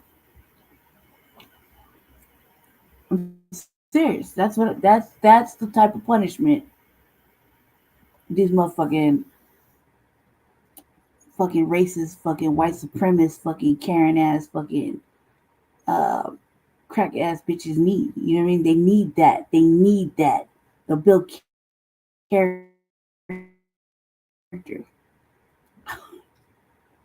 Or she won't be calling anybody out their motherfucking race ever again. Or she'll teach that little devil. Just let Cracker Barrel be Cracker Barrel. Bring back Uncle Herschel. Uncle Herschel? You even know his name? I never met nobody that know his name. We just call him the barrel. Cracker Barrel. That's with Uncle Herschel. I didn't know yet. Uncle Herschel. Did your daddy's back? Let's go see Uncle Herschel. Daddy's back. So and that's what you're gonna see. No,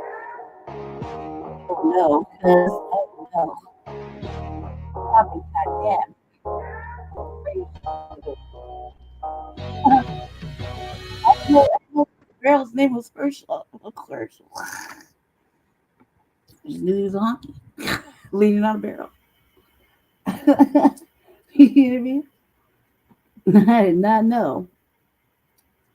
I did not know. I swear to God, I didn't even know he had a name.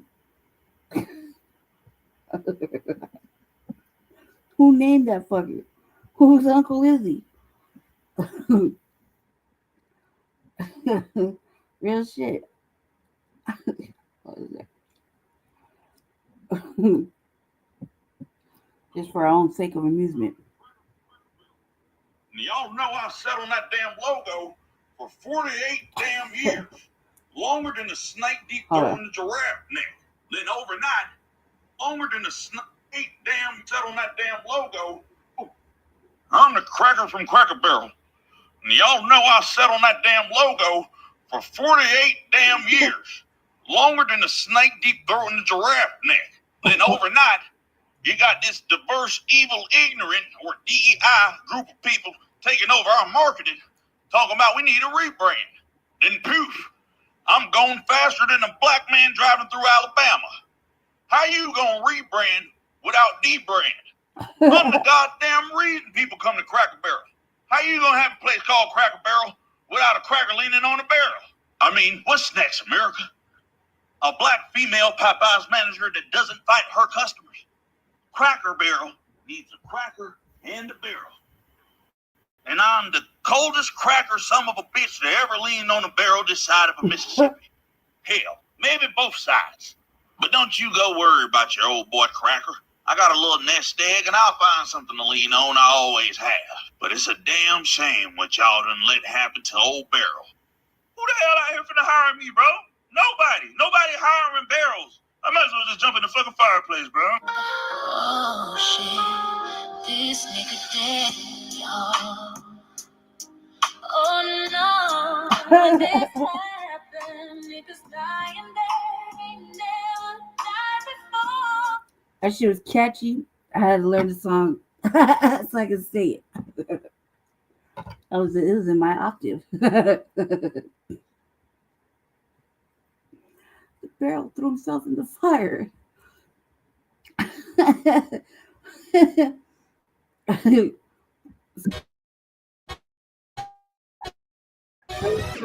Shout out to all of the subscribers and the members here on the channel. Don't forget to like the video. I'm Reese Waters, and this is Who Raised Y'all, where we highlight those unique individuals going above and beyond to make society worse. That one is smart. You have smart ones and you have some that aren't quite so good. You know, the kinds of people you'll see asking to speak to the manager at the pearly gates. I want to talk to the manager. Now, when I heard there was a rebrand of a popular breakfast chain, I assumed it was going to be Waffle House.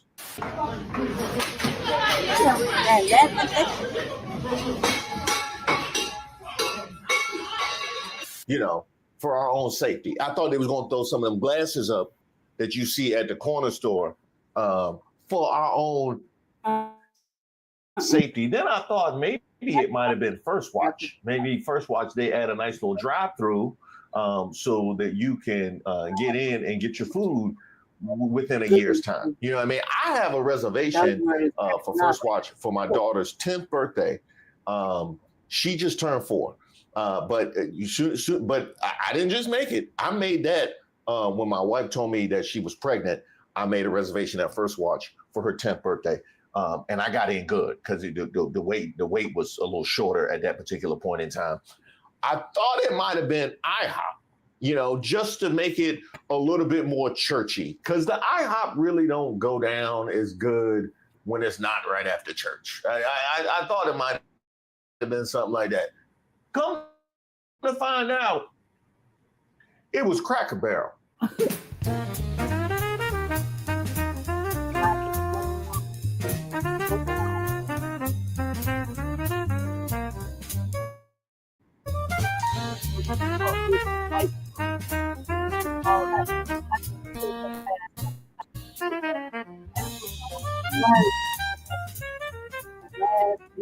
Now, let's get one thing straight, because I feel like this needs to be said for the duration of the video. just because y'all lit a brand doesn't necessarily mean that the left rocks with it. I didn't sign off on any of this. I don't know where that came from. I didn't say make it look like a model home. I didn't say nothing like that. I didn't say, hey, they got Cracker Barrel looking like my house when we about to have company over and I be asleep and my wife just remodeled everything. I come downstairs, I'm like, she sold a house? Did she get renters in while I was gone? Where all the garbage at? We don't belong. Point.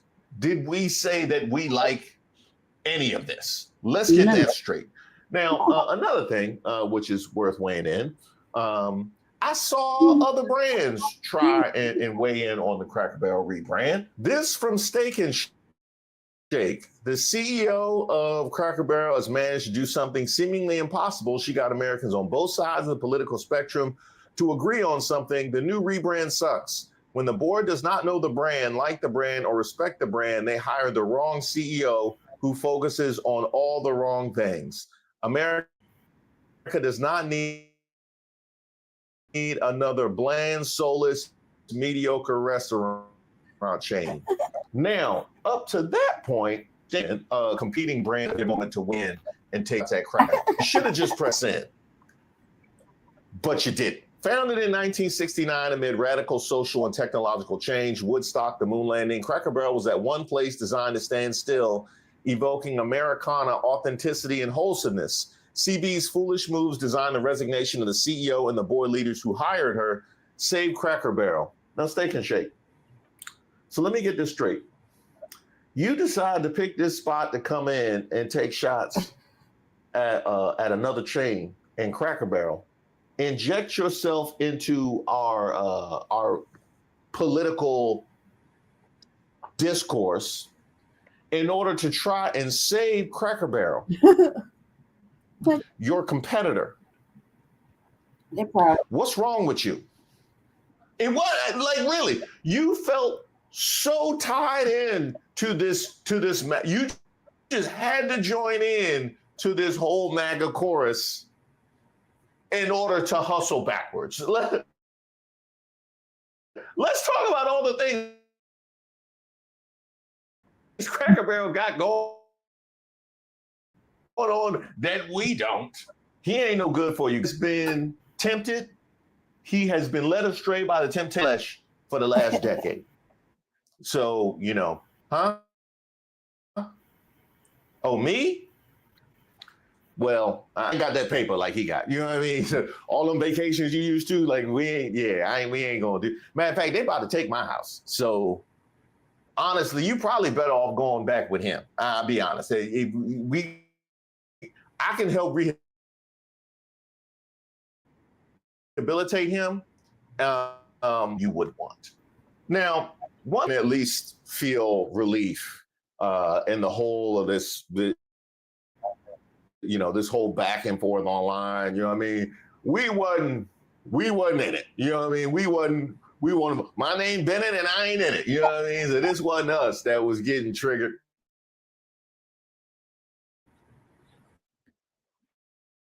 Huh?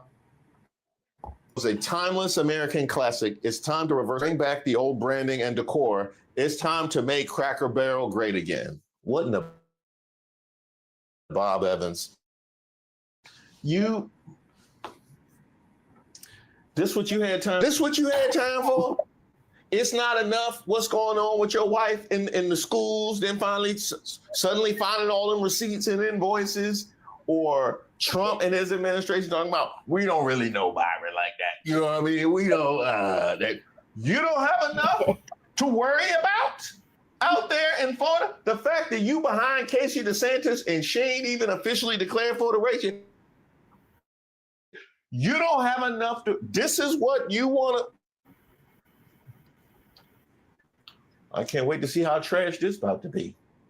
I think the new logo sucks. I don't even understand it. I saw some of the new renovations. It looks like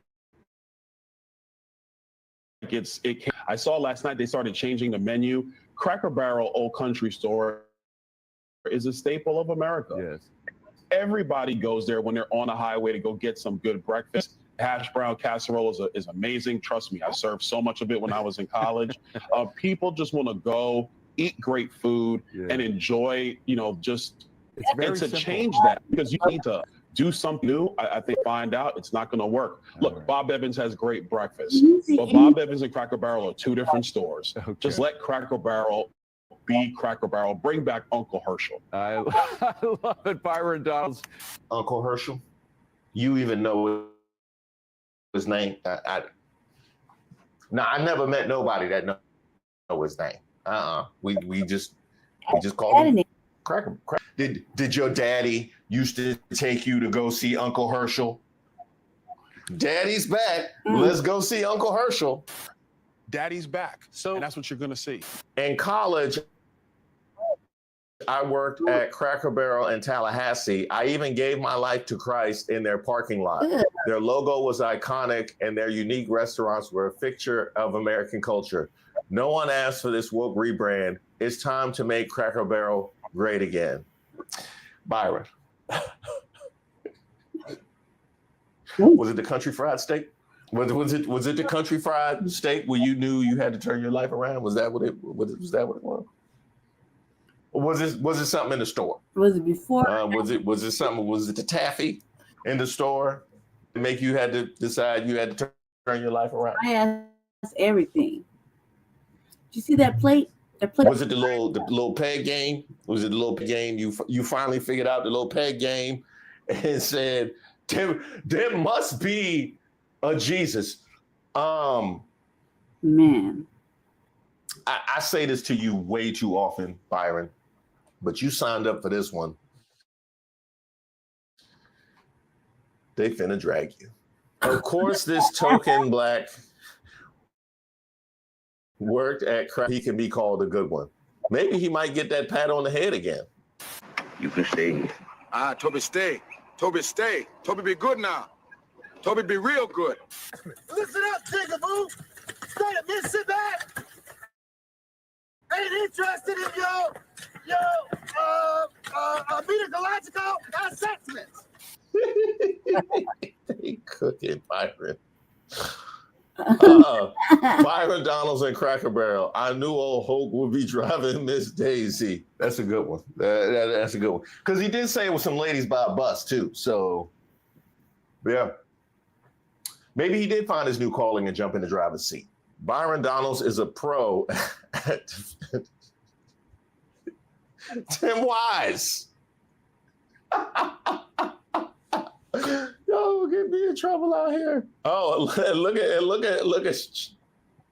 at Jarvis George down here. And CCC, man. Byron Donalds' official response to the new Cracker Barrel logo. And that should be mentioned as well. The amount of triggering for a yellow blob. I mean, really, it's a yellow. They didn't put no black people on there. Ain't no interracial kids on there. Ain't no LGBTQ flags on there. It's a yellow blob. And I'll be honest, yellow blob really applies. Well, you know what I mean? Any of the Cracker Barrel experience, yellow blob, you know what I mean? That fits for me. I don't understand why that would be that triggering. Just met Jesus in a Cracker Barrel parking lot. He says Byron Donalds still owes him $5. I think you could get that whole outfit in the store. Right. Byron Donalds hearing the news about the Cracker Barrel logo. And that was a quote tweet to bro got cracked at a Cracker Barrel parking lot. Gosh, you were a busy guy. In 1996, you started college, worked at Cracker Barrel, and in 1997, you were arrested for dealing. You managed to get a break on that crime, but 3 years later, you decided it was a brilliant idea to attempt to defraud a bank. Huh. I'm giving your life to Cracker Barrel. You know, Byron, you did say you served a lot of that when you was in college. You was definitely serving. You was definitely serving. You want to talk about that? You want to talk about that, Byron? And of all the times that you really could have taken issue with something at Cracker Barrel, this deserves to be mentioned as well. Yeah. You should be more upset about them serving this unseasoned chicken. Oh my God. That's right. That's right. Nobody said a word about the herb chicken. Ain't nobody said nothing. Nobody said nothing about the herb chicken. And nobody said nothing about the fact that half of the last table's meal is on this menu still. No, ain't nobody said nothing. You know what I mean? Honestly, you could go to Cracker Barrel and eat for free just scraping off the menus. Life hack. Florida U.S. Representative Byron Donalds is highly upset about the logo change on Cracker Barrel. He said, in college, I worked at Cracker Barrel in Tallahassee. I even gave my life to Christ in their parking lot. Sir, you're doing too much. He does not care about Cracker Barrel. He cares about Chick-fil-A. I mentioned a lot of breakfast places up at the outset, but Cracker Barrel not even our spot. No, not even a little bit. Cracker Barrel not even our spot, and you still caping for him. Byron Donalds is not a real person, because what the fuck do you mean you gave your life to Jesus Christ in a parking lot of a Cracker Barrel in Tallahassee? That sounds like something Jordan Peele would come up with, just horror movie. Brother, is everything okay? Okay, for whatever reason, as usual, because this is what conservatives like to hang on to, right? This is what conservatism is about. This is what they're trying to conserve. They're upset that Cracker Barrel has changed their logo. Do I give a damn? Absolutely not. Do you give a damn? Absolutely not. But whatever, here we are. And the idea is, I guess, as usual, they think this is connected to some woke reason, a little woke rebrand, right? Here's the comparison. Listen, if you want to call the new logo ugly, if you want to say you don't like it, cool. But all this woke, that guy, y'all use woke like a... Now, here's my point actually about Byron Donalds that I want to land home, okay? Deep this.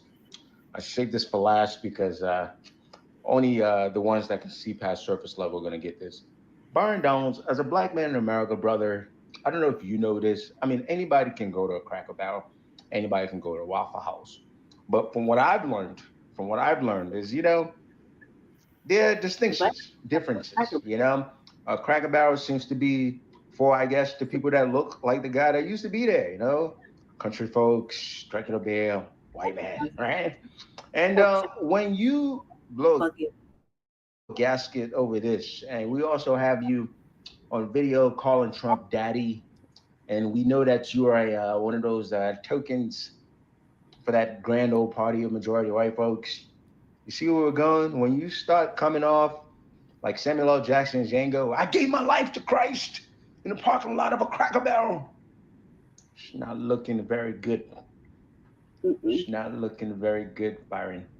Now, Byron, I could maybe understand why you might have some allegiance to Cracker Barrel, given that that's where you found the Holy Spirit, you know, somewhere by that water fountain that's misplaced in between the two bathrooms in that corridor with a set. I can understand why you might have some particular allegiance to Cracker Barrel, but I have to ask some questions about how that all. You said you found Jesus in the parking lot. The big brown apron with with my name on it. She goes, "Oh, you're Byron. I just was praying in the car and wrote a story about you." So totally, I don't even tell this part of it because it's so long. I remember, she just said, God just saying he's praying for you. God's saying, he's with you. Don't leave him. Keep praying. Stay in it. When I gave my life to Christ, it was September 2nd, 2001. Oh my God. I was waiting on this table. It was like a revival. Not the Christ Network. Not even to Black Jesus. You know what I mean?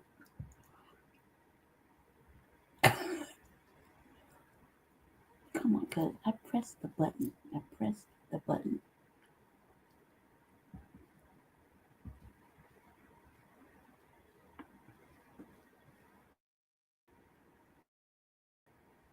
I see how much I can squeeze in before I gotta get off the computer again.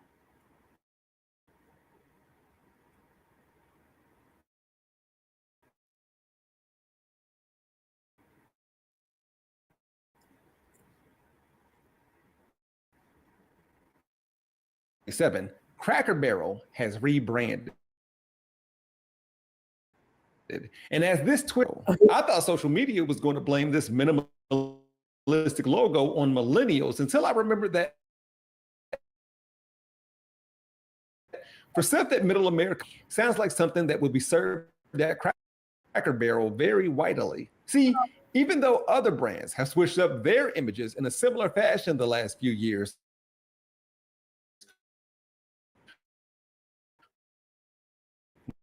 when Cracker Barrel changed its interior, for instance,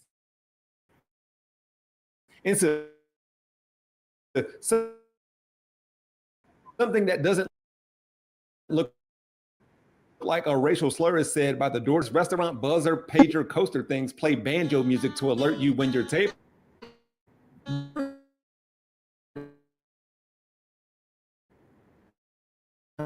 has life to Christ in their parking lot. Their locations. I feel God in this Chili Tonight meme in real life saying, no one even asked for this rebrand without asking for the Epstein files to be released, mind you. And hold on, what if this was the sign for a place that looks like a museum that preserves the history of slave auctions? All because conservatives think that Cracker Barrel and museums are educational. Henry VIII and yap. Make sure you flex on all your friends, dripped out in our fresh garments. Hit us up, my guys. We are low-key flexing with free entry. See you soon, chat. And whether or not conservatives even like them. I recently took the Wiggins family to the Field Museum in Chicago, and that place wasn't shy about its beliefs. Evidently, scientists, archaeologists, and researchers are under the impression that climate change is real, the Neanderthal is from Europe and has Caucasian-colored skin, and we are on native land. Doesn't seem like something MAGA would be into, you know. Then I realized that library. In the summer of 2014, Pew Research said 73% of consistent liberals and 23% of consistent conservatives rate proximity to museums and galleries. Always been like this. This museum is a beautiful tribute to so many American heroes. It's amazing to see. We did a pretty comprehensive tour, but not comprehensive enough. Solani, I'll be back. I told you that because I could stay here for a lot longer, believe me. It's really incredible. This tour was a meaningful reminder of why we have to fight bigotry, intolerance, and hatred in all of its very ugly forms. That was President Donald Trump after he visited the National Museum of African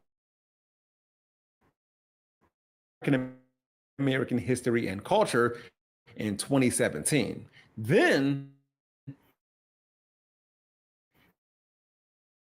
he referred to the museum as incredible, done with love, praised abolition.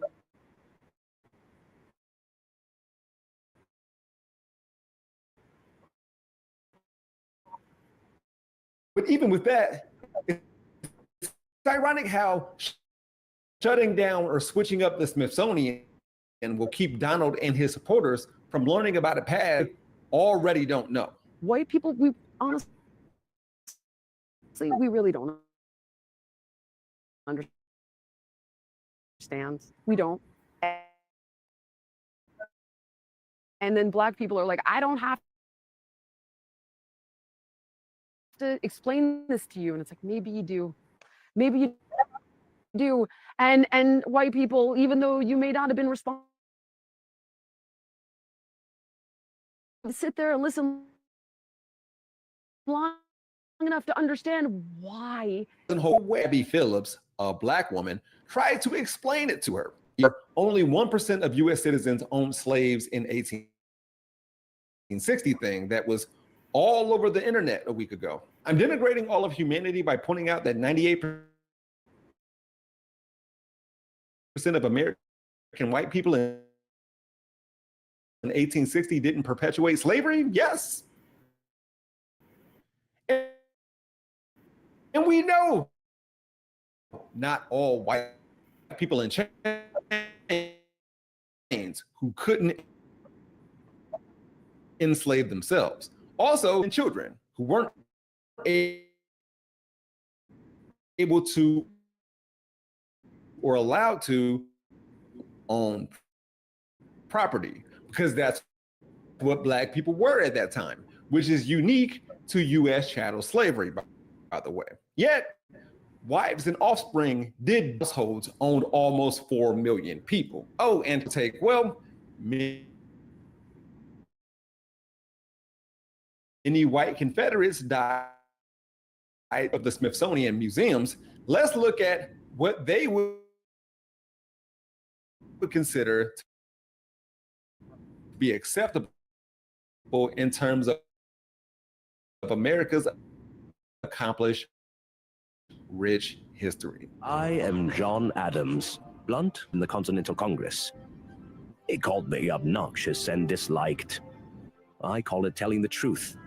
Facts are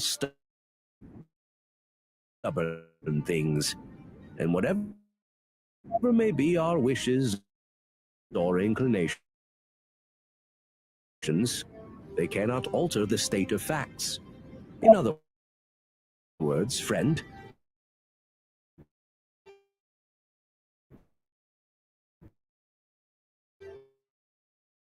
Facts by Clink opened a museum. John Adams that owned slave feelings.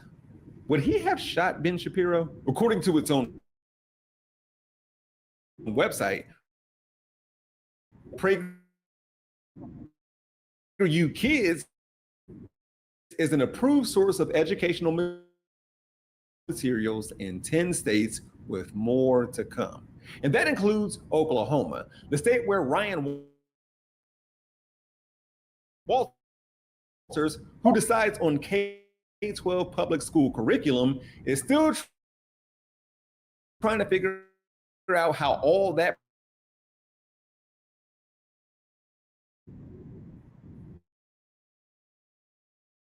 years ago, and some want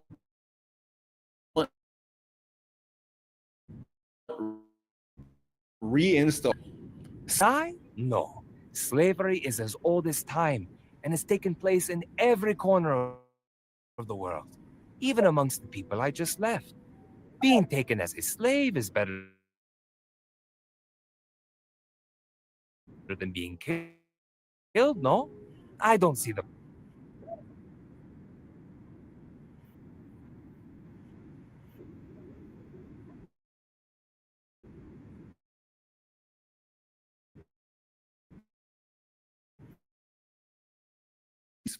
They were cannibals, according to your opinions. I don't know why something like that would be used to justify a genocide, but called its original inhabitants savages in founding documents, ate it up. I've had it with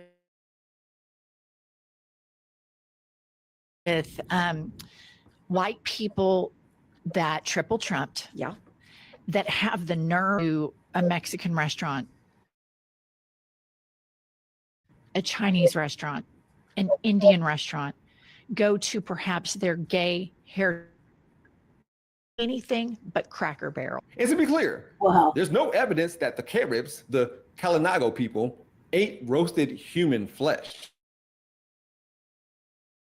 Insert joke about Cracker Barrel's menu here, not me from the past thinking that I could come up with, I ain't got nothing. However, seems like conservatives still like museums just as long as they can take a preferred piece, move it around, jump it over parts they don't like, then remove what they don't need. Like that peg game at Cracker Barrel.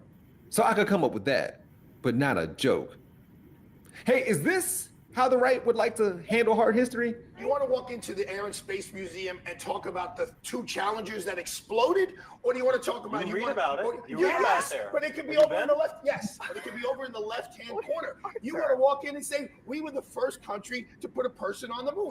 We were the first country to do this." And yes, then in the corner you talk about the things that we screwed up. That's the truth. Going back to U.S. chattel slavery and moving forward from emancipation, what should museums like the Smithsonian highlight?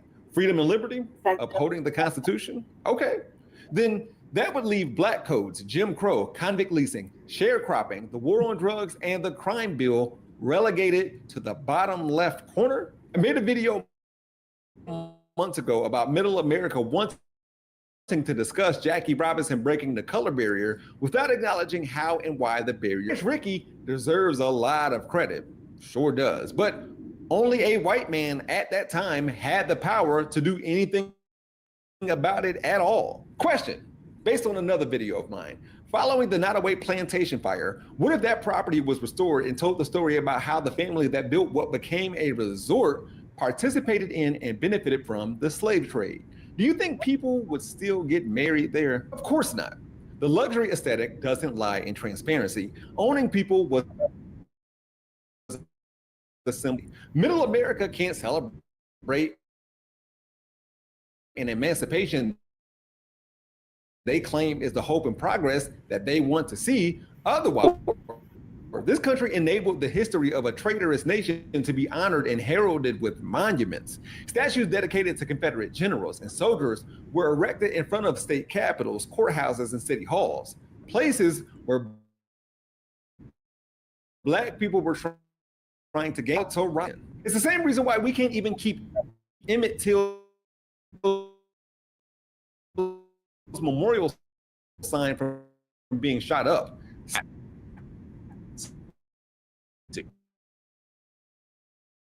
A kind of warning shot, a way for racists to mark their territory. And the Confederate monument that Trump is obsessed with in DC is the leader of in DC's Judiciary Square, just across the street from a statue of Abraham Lincoln. You don't find that museum right to serve as recreation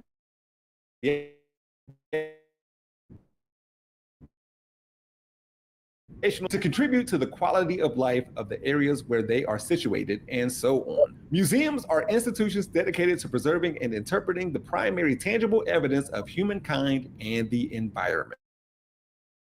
And you would think that conservatives know this, but I saw this on how far we've come since slavery. Our country is a country of progress, and it's the greatest country in the world. And we should be able to take our kids, our students through the Smithsonian and feel. In the United States, established in 1873. And while we're talking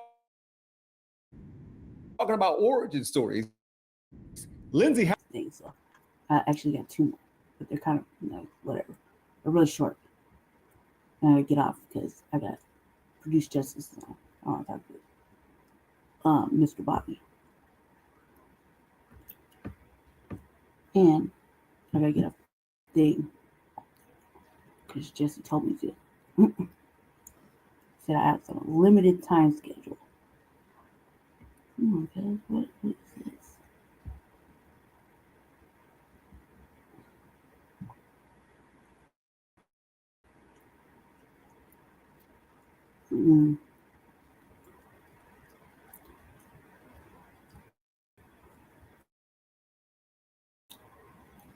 Is this you discussing Indian blood? We're going to judge people by whether they have Indian blood qualified to run a gaming casino or not? That probably is me, absolutely. Because I'll tell you what, if you look at your great wisdom have approved, I will tell you right now, They don't look like Indians to me, and they don't look like the Indians. Now, maybe we say politically correct or not politically correct. They don't look like Indians to me, and they don't look like Indians to Indians. And a lot of people are laughing at it, and you're telling how tough it is, how rough it is to get approved. Well, you go up to Connecticut, and you look. Now, they don't look like Indians to me, sir. Thank God that's not the test of whether or not people have rights in this country or not, whether or not they pass your look test. Depends whether, yeah, depends whether or not you're approving it, sir. No, it's not a question whether I'm approving it. It's not a question whether I'm approving it. Mr. Trump, you know in the history of this country where we've heard this discussion before, they don't look Jewish to me. Oh, really? They don't look Indian to me. They don't look Italian to me. Mm-hmm. And that was a test for whether people could go into business or not go into business, whether they could get a bank loan. You're too black, you're not black enough. He wasn't wrong though. The $5 Indian though. All right, one more. Sorry, I'm laughing. I'm gonna play because he just needs to restart his shit. Word. You just see me pressing this button like, I'm before I give up. Okay, this is important, family. It's only 11 minutes and I'm gone.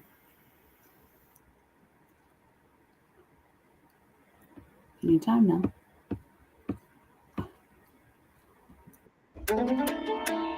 Keeping railroad tracks safe is supposed to be their job. Like our rule book, they say was written in blood. But the biggest railroads want to do it The less. Class 1 railroads have requested a safety waiver to reduce visual track inspections from twice a week to twice a month. Nobody in the rail industry on the executive side can explain why that's rational. Big Rail, it seems, wants to go automated.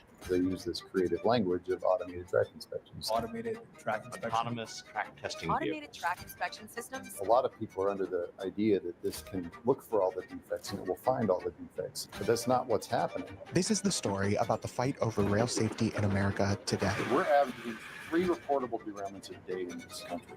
Every single day, we have the opportunity for municipality 3 times.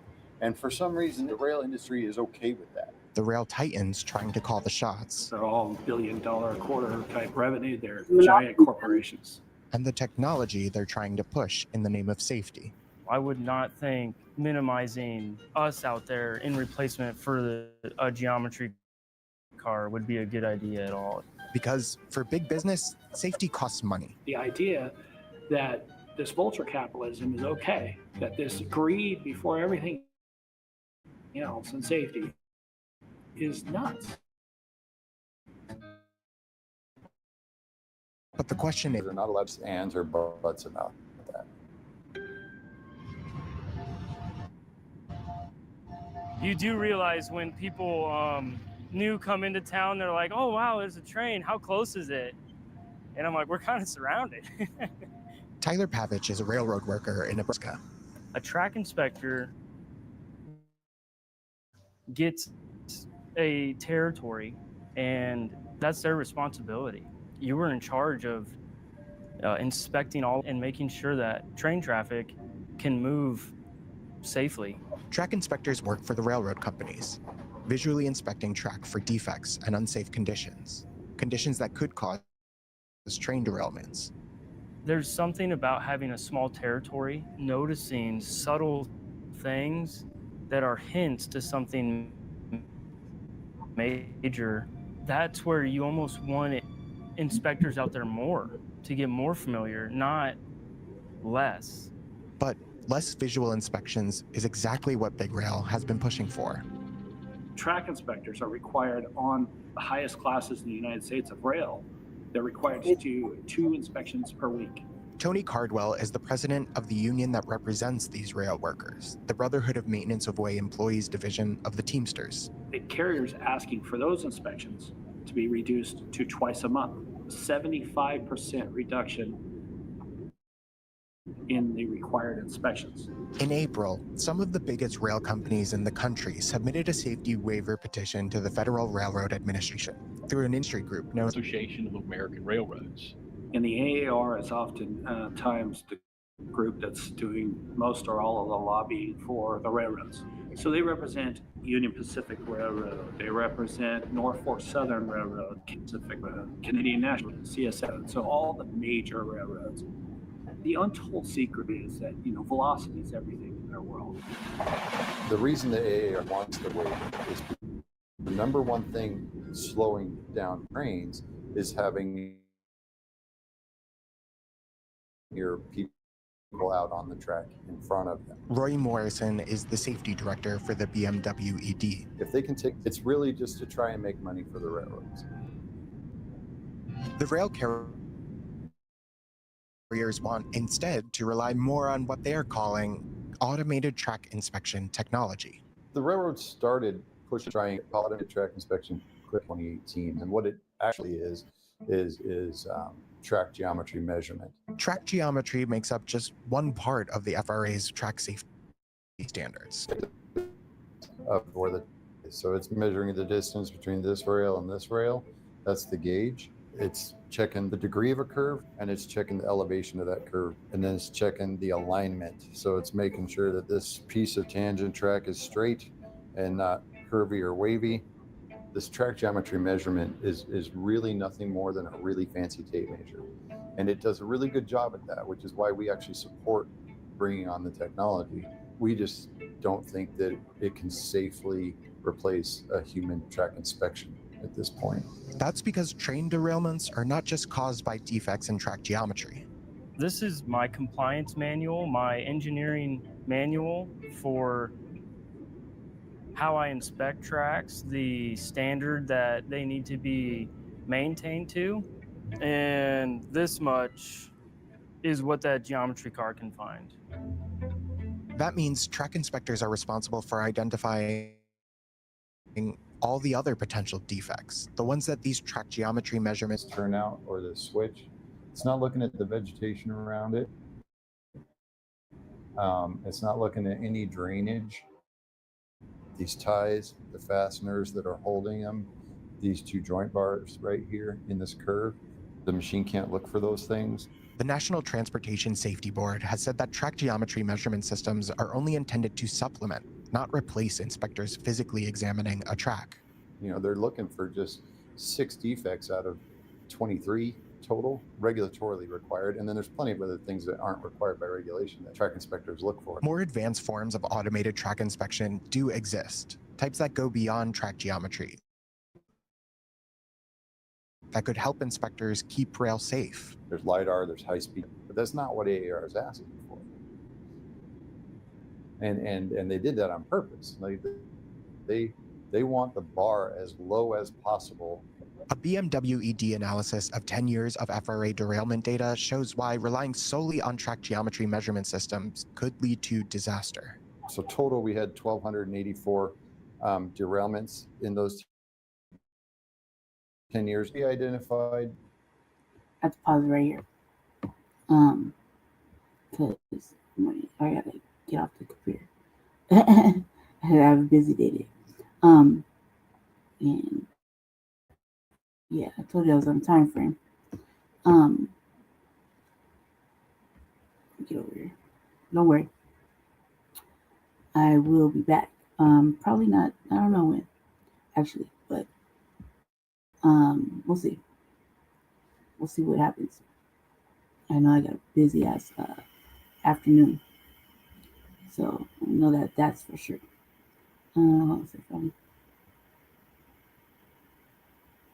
Okay, so thanks for hanging out, little eyeballs. See you. Thank you for watching the RVA, the Revolutionary Agenda. Join us hopefully tonight for Shabaka's Black Experience Enhanced at, I don't remember what time it is. Just look for the notifications. I believe it's at 7 Mountain. I believe. Join us for that. So what they Shabaka for letting me use this platform again. and that was ripped. And then also, I think, not positive, don't hold me to it, but may have another episode of Frontline Black News at our scheduled hour 10. Not sure. Maybe Jesse be at the Black House with me, or at the Dollhouse with me. Not sure. Not really knowing. But I do know I got a busy ass day. And I gotta get off the computer because he told me I had to get off by a certain time. So, stay black, stay dangerous, obviously. It's Tuesday. Have a good morning. You know, just to be productive, constructive. And yeah. Thank you for staying with me on the revolutionary agenda. I had the giggles. It was cool. It was I had fun. Sorry about the hat. This is really good hair. So yeah, probably be back. I'll see the next time I get to the next time I get a chance. We'll see. Might not be this week. We'll see. We'll see. Yeah, stay black, stay dangerous, stay favored. Talk to you guys probably on Wishabagas or Frontline Black News. So yeah.